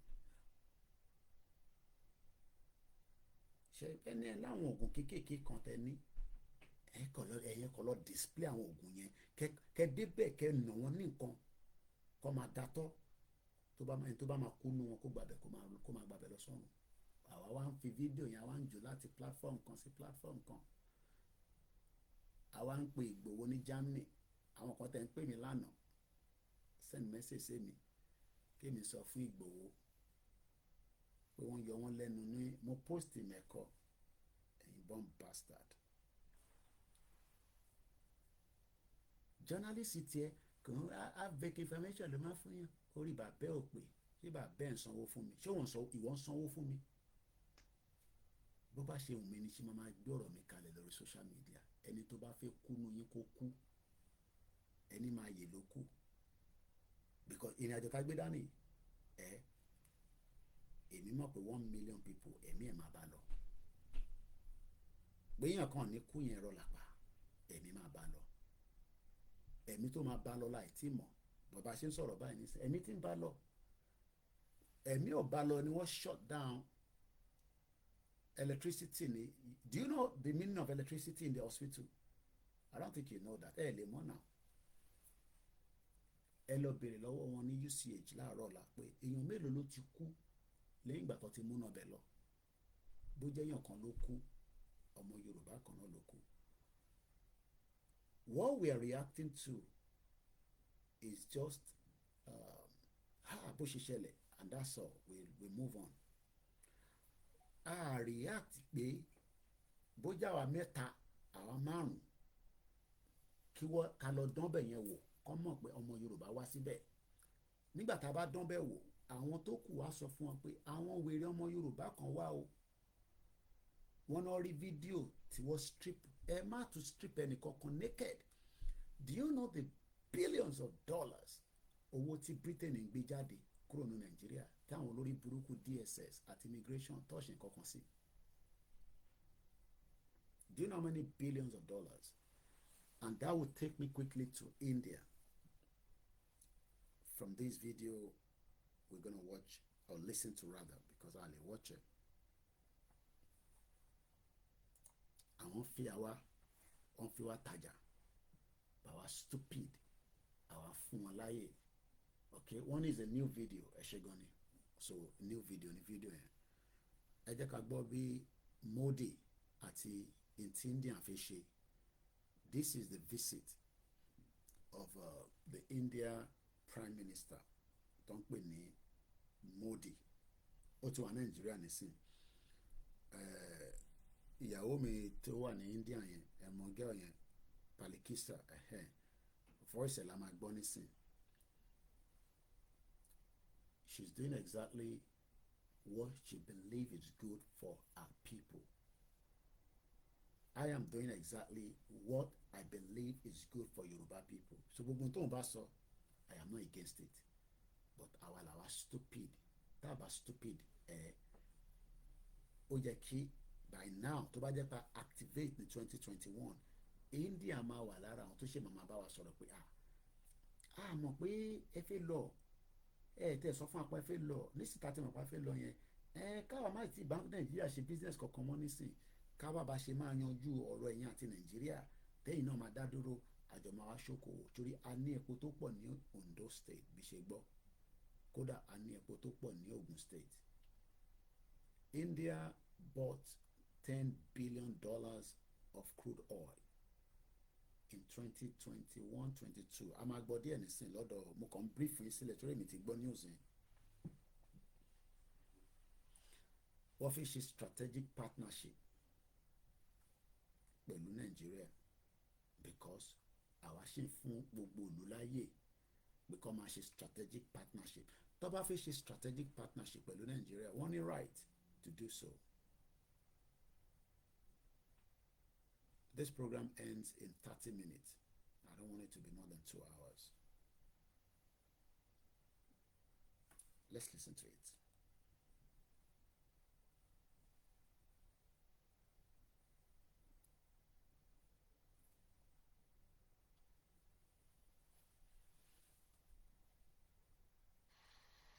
Prime Minister Modi is traveling to Nigeria. He starts a 3-nation tour on Saturday. Now, Guyana and Brazil, as you know, are in South America, and Nigeria is in Africa.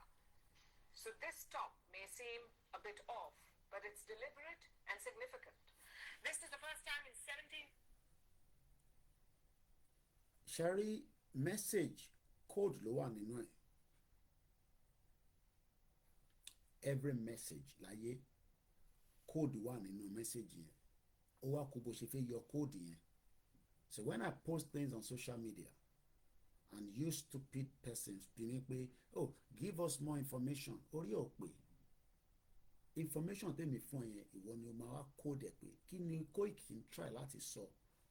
Ó ní this is exactly the same thing tí UK sọ fún wa nígbà tó rán David Lammy lọ. Arábìnrin náà wá ń jẹ́ kó yé wa pé this is very important traveling. In 17 years, ẹ máa gbọ́, in 17 years kò sí prime minister kankan tó lọ sí Nàìjíríà rí.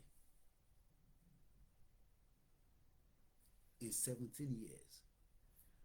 So kí ni àwọn rí nísìn after 17 years tí Modi wá sọ pé ọmọ ó rà ń pé ilẹ̀ Yorùbá yẹn tí Tinubu wà ń bẹ̀ nísìn bí àìmí náà lè rí nǹkan kan tà tó lè rí nǹkan kan tà fún mi because Tinubu fúnra rẹ̀ yẹn agbénita lòun, gbogbo tó bá lè tà ló fi tà lọ́wọ́lọ́wọ́ nísìn.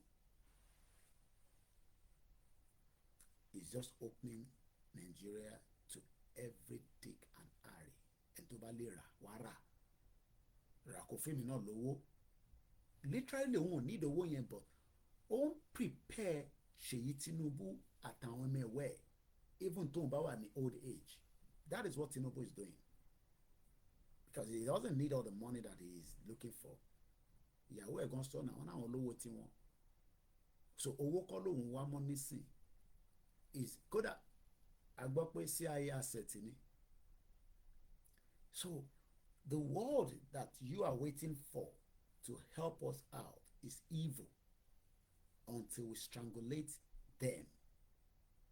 Kó lè favour àwa. But the fact that we don't want to strangulate them means that we're all going to suffer the consequence of it, and we will remain in Nigeria for 50 more years. I have to do a bit of analysis because it become on a video here. So let's go back to the video from where we stop.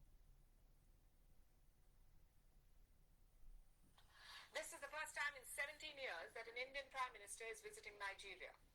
There are 54 countries in Africa. Nigeria has the biggest population and the second largest economy. It is also a strategic partner of India. There is a growing economic... That word strategic, David Lamy Low, the same Modi, India is using the same word, strategic. One need in Nigeria for their strategic. But about Nigeria, Yoruba ló ń sọ indirectly. Relationship, both sides are expanding ties in areas like energy and defense. More than 200 Indian companies have invested in Nigeria. Their investment is... More than 200 Indian companies has invested in Nigeria.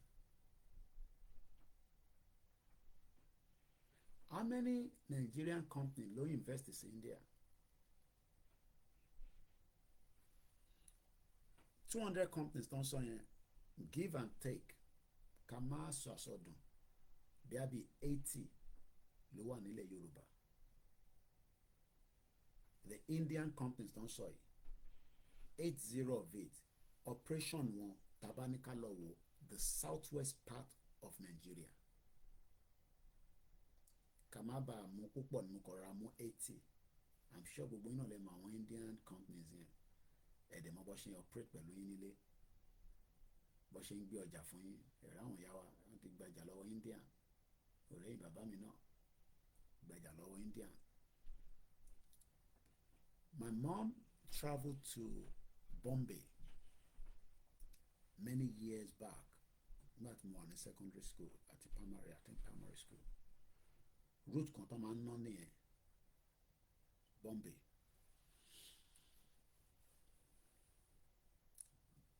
India took themselves out of Britain mess 1983 precisely. Ni mo sì ni máa ń ná bẹ́ẹ̀ yẹn gan kò lè rí pé èmi máa sọ fún yín pé èmi ò ṣe ọmọ tí yà ń jẹ púpọ̀ mi yóò mọ̀ nípa travelling. Èmi ti ń gbọ́ pé wọ́n travel nínú ilé tiwa bẹ́ẹ̀ mi gbọ́njú mọ́ ni. This same India, I'm a para sorry video here. The projection is that the economy is buoyant. Reason to the ṣe buoyant ni pé gbogbo ọ̀dọ́ wọn pátá they are well trained. Tó bá ní well trained in terms of education. Ṣé gbọ́ nísìnyí pé a sì máa gbọ́ débẹ̀ hopefully wọ́n ní epo but wọ́n ní tó ń pè ní human capacity which is what we need in the near future. We don't need the crude oil. What we need is ká train ara wa kí government wa back wa kó fún wa ní that training. Ká wá lọ ta training wa yẹn ká lọ ta síta as an asset. Gbogbo àwọn tech company tẹ́ ń rí lé ní pátá ẹ lọ review wọn. there's an Indian indigene behind it. Google ni o, Microsoft ni o, anything tech, India ló wà níbẹ̀. Ẹ wo etí Tinubu tẹ̀yìn pọ́nlé, ẹ wo tó sọ àwọn ọmọ wa dì ní South West lẹ́nu. Ẹ wo ibi tí àwọn ọmọ Yorùbá wà. Indian is running a knowledge economy, ẹ̀ṣẹ̀gànnì safety domain. So ìwọ tí mò ń polongo Yorùbá nation fún, ṣé o mọ̀ pé knowledge yẹn asset ní fáwa, torí tí ìjọba Yorùbá bá train ẹ dáadáa kọ́ tó lè wá gbé ẹ kúrò nílẹ̀ Yorùbá pé wọ́n fi gbé ẹ lọ síta, ò ní lọ fọ̀dí, ò ní lọ fọbọ́ bẹ́ẹ̀ mi ṣe fọbọ́ for 20 years or yes kàtà sọ pé 15 because hotel ni mo ṣiṣẹ́ for over 15 years. Ò ní ṣe kitchen porter, ò ní wá máa wá Uber níta. Wọ́n bí gọ́ọ̀mẹ̀ntì wa dà lọ́jọ́ iwájú, wọ́n bí wọn dá ni mo sọ pé ọmọ Yorùbá ta train, ta fi owó train a wá lọ wá Uber níta ní Amẹ́ríkà. Wọ́n bí gọ́ọ̀mẹ̀ntì náà dà. Kódà ogun kejì la fẹ́ gbédé bá wọn nìyẹn, àwọn gan nídánwò. That is why China, ó ní lọ́mọ Chinese tó ń wá Uber ní UK. Èèyàn mélòó lẹ́yìn nígbà tẹ́yìn tí ń lọ tẹ́ ń pe Uber, Chinese mélòó lẹ́yìn rí nígbà tẹ́ pé Uber tó dé, because government wọn rán wọn wá kọ́ wá gbóyìnbó ni, but asset ni wọ́n gbọ́dọ̀ padà sílé. Tó bá padà sílé country tó bá wá nídìí wọn ó máa san owó tó pọ̀ láti wá gbé wọn kúrò ní China. That is the Yorùbá nation tá à ń sọ. Ẹgbẹ́ sẹ́rí gbogbo ọ̀rọ̀ Fúlàní tẹ́ ń dárúkọ yẹn kékeré ni. Assets. That is what we are asking for us to fight for, to war against. Ṣé àwọn gọ́ọ̀mẹ̀ntì táwọn àrí lẹ́nìí tí wọ́n sọ fún ọmọ Yorùbá kó gbé owó sínú bag, kó gbé lọ sí polling unit, kó wá máa auction, ṣé wàá dìbò fún wa ká fún ẹ ní 5,000? Ọmọ Yorùbá tó dẹ̀ mú owó kúrò nílé tẹ́bí dẹ̀ ń pa mo ní tó bá dé 12 years from now ẹ máa gba 1,000 naira lọ́wọ́ olóṣèlú láti dìbò fún wọn.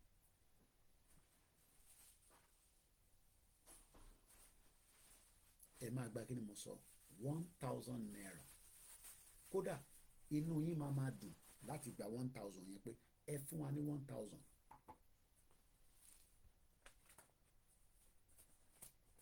Inú yín máa ṣe kí ni, ẹ máa wà so excited pé kọ́ fún yín ní 1,000 pé kẹ́ fi dìbò fún wọn.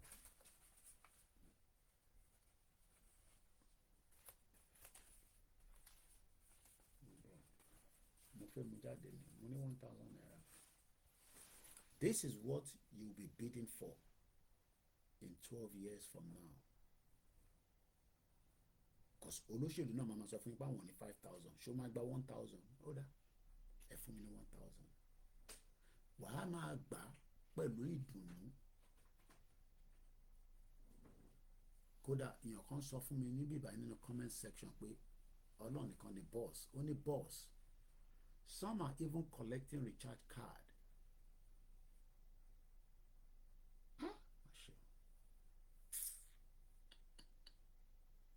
Ẹ̀wọ̀n wẹ̀ tó kọ̀ máa wá sórí program tó máa pariwo tó máa lament nígbà tí a mọ pain tí gbogbo àjọ ń go through, nígbà tá a dẹ̀ mú tẹ́ ká ṣe à ń dúró kí Ọọ̀ni ọ̀fífẹ́ fún wa ní go ahead. Mo ń bèrè ni o, à ń dúró kí Awùjalẹ̀ sọ fún wa pé a gbọ́dọ̀ jáde nínú Nàìjíríà, à ń dúró fún Àkárìgbò, à ń dúró fún àwọn ọba. Mo ń bèrè ní àbá ń dúró fún bàbá Afẹ́nifẹ́re méjèèjì, àwọn bàbá tó jẹ́ pé they are at their final exit. mo rí tán kọrin fún Ọbásanjọ́ tó rí tán lórí ẹ̀ wú, ẹni tó yẹ kíyàn lagi mọ́ lórí, ẹni tó yẹ kíyàn lagi mọ́ lórí. Bàbá wa Ọọ̀ni of Ifẹ̀, báwo lẹ ṣe ń ṣe báyìí? Sometimes I wonder, ṣé ọba nìyí àbí báwo? Torí ọba táwa máa ń gbọ́, King Charles ò ń lọ gbèrègbèrè bẹ́ẹ̀ ṣe ń jáde náà lọ bá King Charles. Kíkẹ́ ní tó bá máa mú King Charles jáde nínú palace, there's a protocol, there's things that needs to be done. Ẹ̀yin lọ sí pati Bàbá Ìjẹ̀bú, kódà afẹ́ lè máa rìn nínú pati yẹn, ṣe ni wọ́n lọ́ọ̀kì yín, odindi ọba kábíyèsí. Èmi gan tí mo Ìgbòho gan bàbá jáde gan sẹ wọ́n gbọ́dọ̀ ẹ gbọ́dọ̀ clear ọ̀nà dáadáa fún wa. Àwa rí ọba lọ pati Bàbá Ìjẹ̀bú. Bàbá Ìjẹ̀bú ò ṣe ṣe pati yẹn ní Ogun State, ó ṣe jẹ́ Èkó tẹ́lẹ̀ tí lọ ṣe.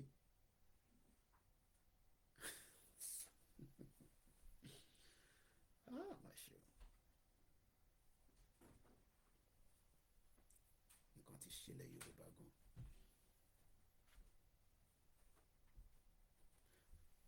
So ọmọ Ogun State á gbé pati ẹ̀ lọ sí Èkó, so Èkó tẹ́ yẹn ti wá di. Èmi náà débẹ̀ bí ẹ̀ẹ̀mejì, mo tẹ̀lé Ìyá Àdúrà, and I didn't get paid for it, okay? I'm saying it.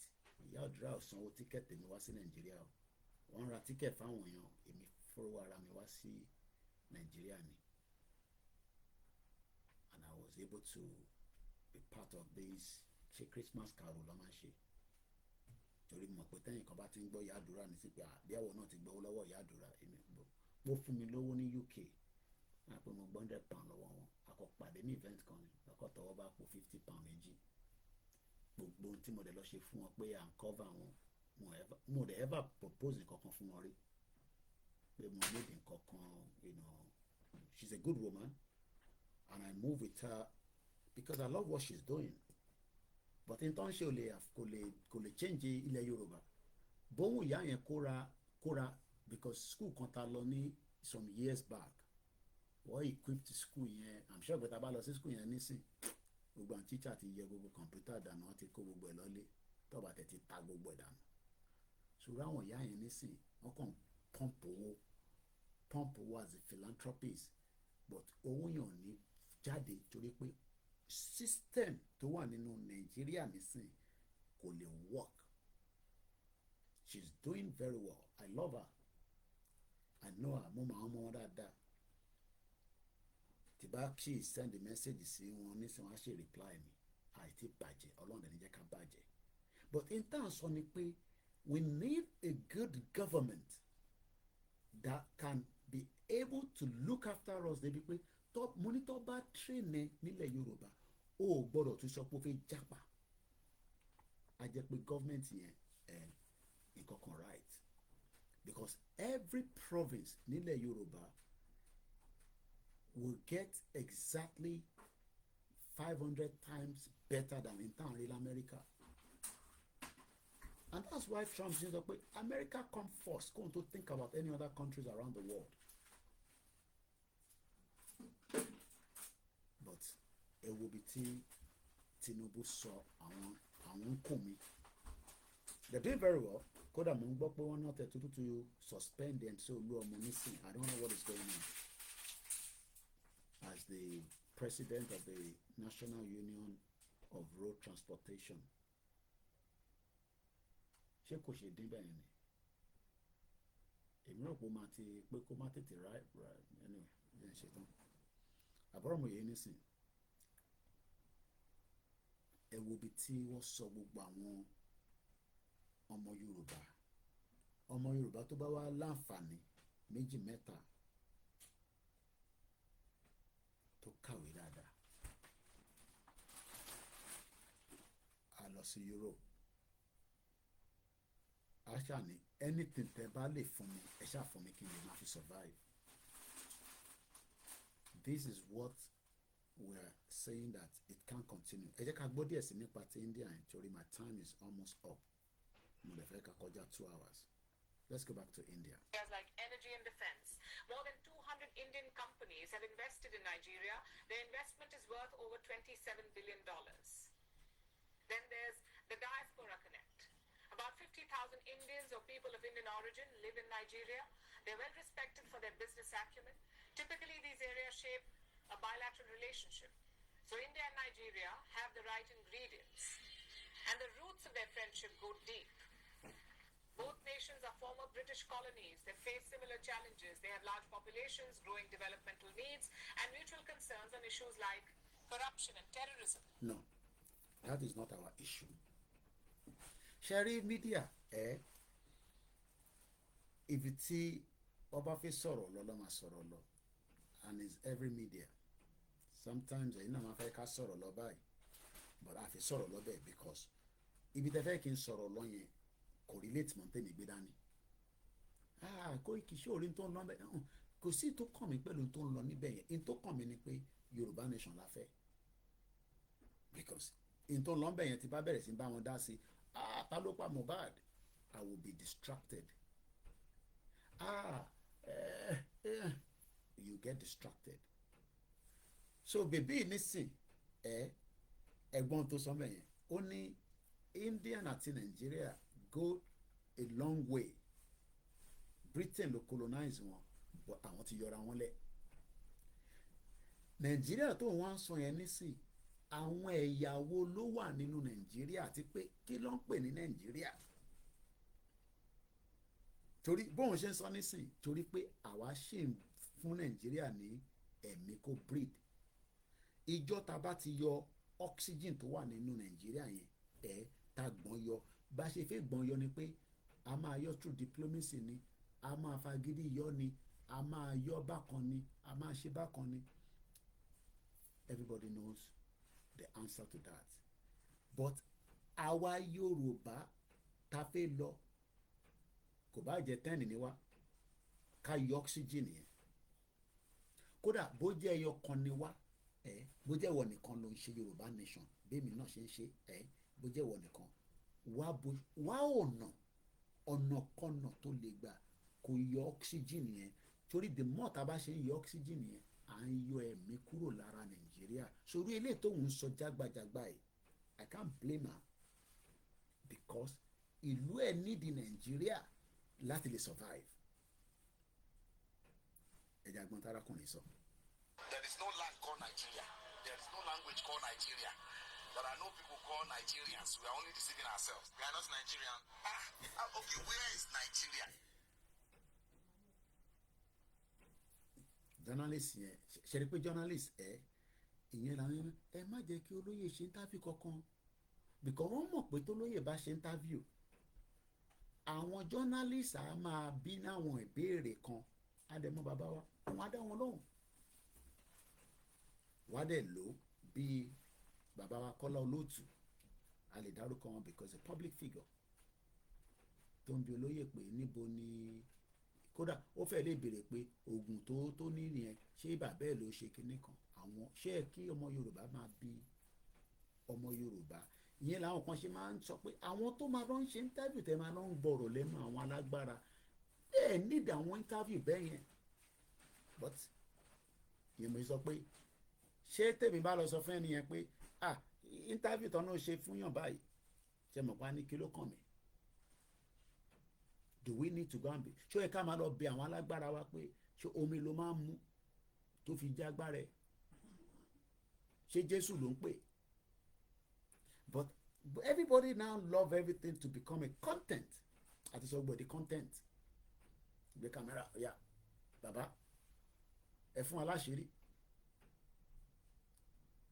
Wọ́n á realize pé ọmọ Yorùbá láìkè àwọn àṣírí tó pọ̀ ibi tó bá ti ń sọ̀rọ̀ àṣírí ibẹ̀ la máa ń lọ a máa ń fẹ́ gbọ́ àṣírí but èyí tó jẹ́ òkodo ọ̀rọ̀ tó ń affect wa léèní tó ń pè ní ìran Yorùbá tí wọ́n jẹ́ kó yé wa mọ́kàn tó torí time tó fẹ́ padà sí Ìwó Eleru ní Ondo State Ondo tó bọ́dà Èkìtì àti Kogi àti Edo to the east Delta to the southeast, Ogun to the southwest, Osun to the northwest, and Atlantic Ocean. Ó ní omi.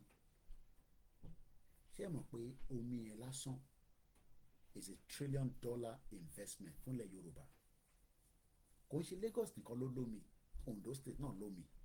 Kódà ẹja tó wà ní Ondo tá bá ṣe dáadáa a lè supply gbogbo Africa. Now ṣé àwa ta fi supply Africa lẹ́ja wàá wá kàwé tán à train ẹ bóyá ìwọ ló kọ́ máa sọ fún wa pé ẹja yìí size ẹ̀ kéré ẹ jẹ́ ká ṣe bó ṣe máa oríṣiríṣi mo kàn fi ń ṣàpèjúwe because everybody will have different role ta fi play nínú country. Wàá wá ṣerú yìí training yẹn tán wàá wá gbé fishery training yẹn wàá lọ fi wa Uber ní Canada. Wàá wá ṣẹ̀ wá tó bá ti wá ń step up díẹ̀díẹ̀ tí wọ́n náà ti settle down ní Canada Ọlọ́run ti jẹ́ kí o ráyè settle down wàá wá lọ ṣe MBA àwa switch díẹ̀díẹ̀ àwa ń burn energy wa tẹ́lẹ̀dùmarè fún gbogbo wa àdẹ̀ ń burn ẹ̀ síta. India wa ń sọ fún wa nísìn I don't want to go back to the video because àti rí pointer tí mo fẹ́ lò ń bẹ̀ àtúntún lò bí i lọ́la àbí lọ́túnla tàbá tó láǹfààní àti jáde síta. Britain to colonize gbogbo wa àwọn Indian retain culture àti èdè wọn. Modi nísìn bó ṣe lọ bá Tinubu nísìn wọ́n gbọ́dọ̀ máa ṣe translation fún ni torí òyìnbó ṣúkúṣúkú ló gbọ́ kò gbọ́ púpọ̀ torí èdè tó fi train ẹ̀ láti kékeré èdè ìlú wọn ní. Bí Tinubu bá fẹ́ bá sọ̀rọ̀ nísìn á máa sọ òyìnbó kò ní sọ Yorùbá sí torí pé òyìnbó ní Britain ní olè jẹgúrú jẹrá lọ gbé gbogbo alẹ́ wa lọ́wọ́. So the summary aspect of it is that Iwo Eleru that was discovered according to in tí wọ́n sọ fún wa pé Thurston Shaw and his team discovered a 13,000-year-old skull agbárí èèyàn agbárí èèyàn tó rí ní Ondo state tó ń pè ní Iwo Eleru. Àwa wá ń sọ fún àwọn olóṣèlú pé ẹ má wọrí o ẹ̀yin ṣáà máa darí wa ibi tó bá wù yín kẹ́ darí wa sí ibi tẹ́ bá darí ẹ̀ lọ títí tọ́lọ́jọ́ bá dé kó máa mẹ́yìn lọ tọ́lọ́jọ́ bá mú àwọn èèyàn náà lọ lọ́dọ̀ yín lọ́hùn kó máa mú wọn lọ. At what point are we going to put a full stop to all the shenanigans of our politicians? That is the question for you to answer yourself. I know we all know what to do, but you want Igboho to return back to Nigeria before we do it. Igboho does not need to be in Nigeria. I don't need to be in Nigeria. But we can assure you that we will be in Nigeria when things get heat up. But tó bá heat up, what we will do is we will continue the awareness because it's part of the campaign. And don't come and ask me pé Koiki gba lamagba Yorùbá Nation. Yorùbá Nation wà in the process. And as Baba Akintoye was telling me yesterday, Yorùbá Nation will come. And I believe him. As Igboho will tell me all the days that we speak, that ojú ló ń kán ìbòjì òun ń bọ̀ níbẹ̀. These politicians are not as powerful as you are looking at them. I know we are scared of the weapons, but ọmọ Yorùbá ni wá. The weapons are just tools to scare us from achieving our quest. That's all. Don't expect much from Tinubu because Tinubu agenda is different from our own agenda. The UK government care less whether we act or not. If we act, they'll have no other option than to care. If we don't act, ṣe nínú wọn kàn ń dùn pé àwọn ti sọ pé wọ́n ní act. The letter that was delivered, I don't have access to know what is inside, but it's one of the biggest threats to the world today. But if we don't act on it, lẹ́tà yẹn ló ń jẹ́ kẹ́ máa rí gbogbo Angola Abdullahi Shango kínní kan tàwọn north lẹ́tà yẹn ló ń react o I'm telling you lẹ́tà yẹn ló ń jẹ́ kí many of the world reacting lẹ́tà yẹn ló ń jẹ́ kí India máa react o I'll leave it like that more countries are gonna react again India lè gbọ́ pé ó lọ Nàìjíríà àbí in another 2 weeks there will be 2 more countries táwọn ọmọ náà wá strategic partnership pẹ̀lú Nàìjíríà because they are giving Tinubu the backing that Nigeria can still exist. Britain is the most smart country in the world. Wọ́n gbọ́n jọra wọn lọ. Àwọn àtàgbé pẹ̀lú wọn la mọ̀ wọn dáadáa. They are reacting already. They are reacting, but they need more partners to react. But àwa la máa sọ pé a fẹ́ lọ. I will talk about a little bit about the Biafra tomorrow or day after, God's willing. What are we expecting from December the 2nd? And what should we be preparing for? Shoma declare, how is that going to affect us? What should you prepare for?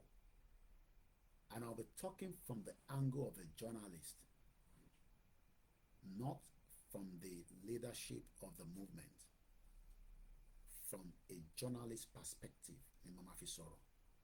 So expect a little bit more of that lágbára Ọlọ́run lórí ìkànnì wa tó ń pè ní Koikimedia.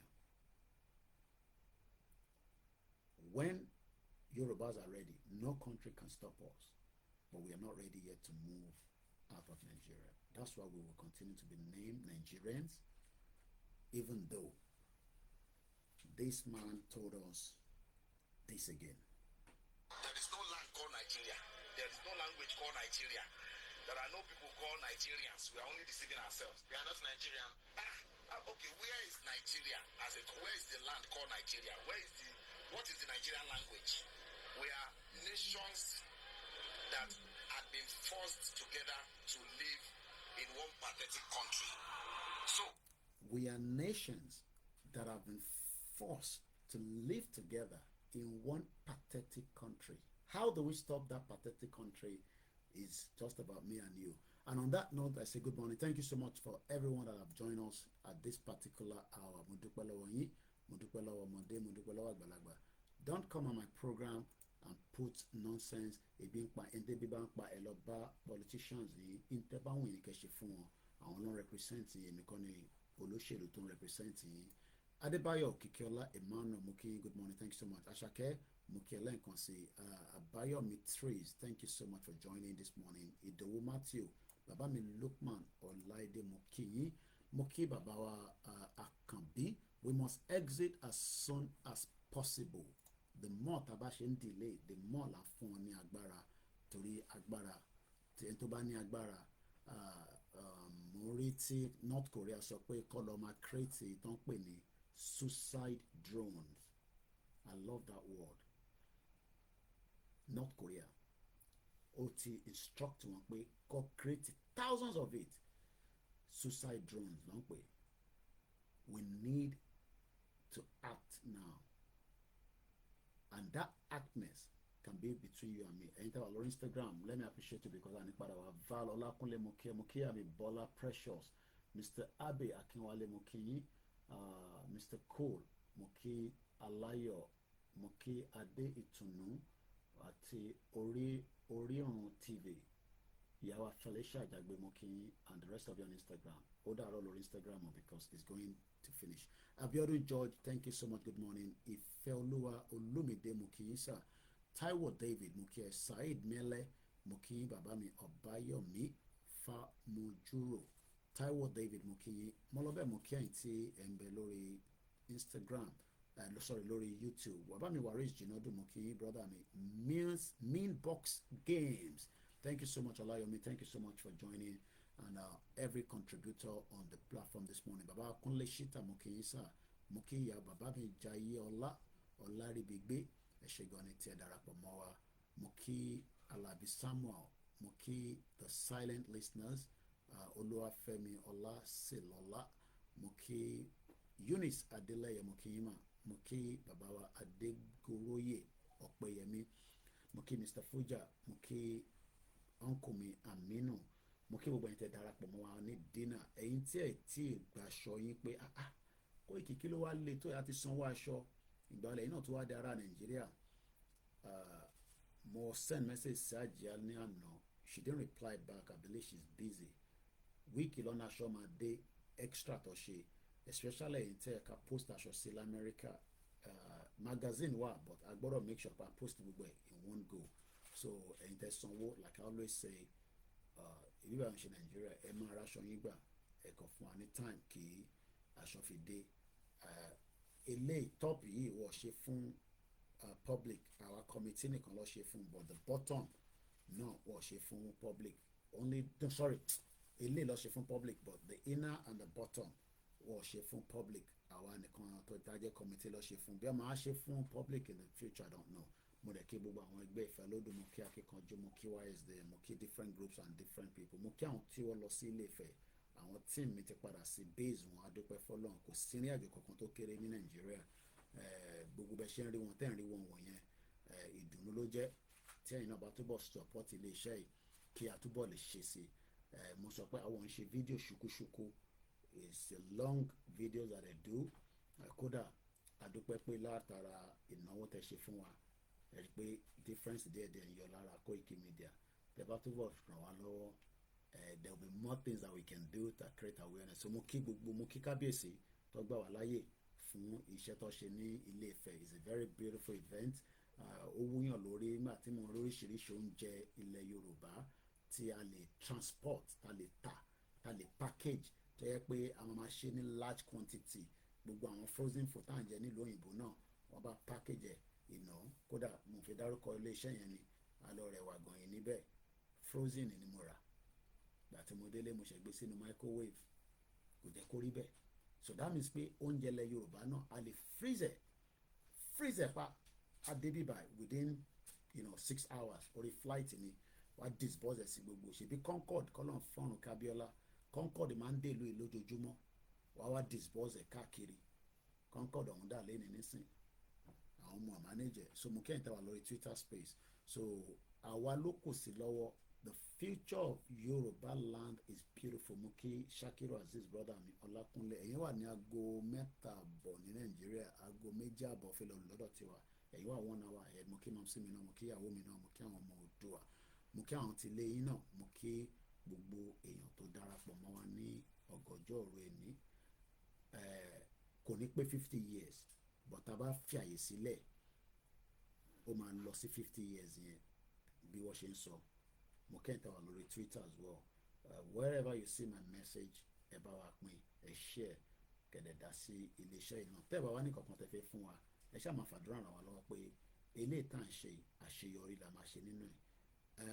Bàbá wa Tibetan mo kí dáadáa, wọ́n ní Yorùbá ò kí ń bẹ̀rẹ̀ nǹkan kan má parí ẹ̀. Ìṣẹ́rí ńgbà tá a bẹ̀rẹ̀ yẹn àìtí fi parí ẹ̀ ni. Àwọn kan bẹ̀rẹ̀, we might not like him, we might disagree with him. Comrade Victor Taiwo náà ti bẹ̀rẹ̀, okay, Comrade George Akínọlá àtàwọn bẹ́ẹ̀ bẹ́ẹ̀ lọ, àdúpẹ́ fún wọn. But ṣẹ́rí àwa Gen Z tá a dá sí nísìn a máa parí eléyìí o. I have told Baba Akintoye the same thing. Baba, eré ìtàgbé dání ọ̀nà ọmọ mi máa parí ẹ̀. And that's exactly what I heard when I came home in 2021. And the same thing tó lóye sọ kò change ohun ẹ̀, kò change ohun yẹn ní 2021 tí mi àti ẹ̀ máa kọ́kọ́ rí ra physically. I told him straight up pé eré ìtàgbé dání máa parí ẹ̀ bàbá. Wọ́n ní kò ń ṣeré ẹ̀. And exactly that same message mo ṣe ń gbọ́. So ó ń fún mi ní hope pé 50 years yìí ò ní wáyé, but tá a bá fìdí ẹ̀ táwa náà ò ṣípá ó máa wáyé o. So and I'm sure more communication is coming very soon. That's all I can give you. Communication kan máa jáde kò ní pẹ́ mọ́, but I don't know how soon. Bí i next year, bí i at the end of this year, I don't know. Àwọn tó náà ti gba country, they are wasting their time. they need to come back on the table and continue to push the message. Kò síbi kankan tí country kankan ti jáde tán pé ní Yorùbá country is a waste of time. So bí tó bá ní country wà, o gbọ́dọ̀ lè take charge of your borders.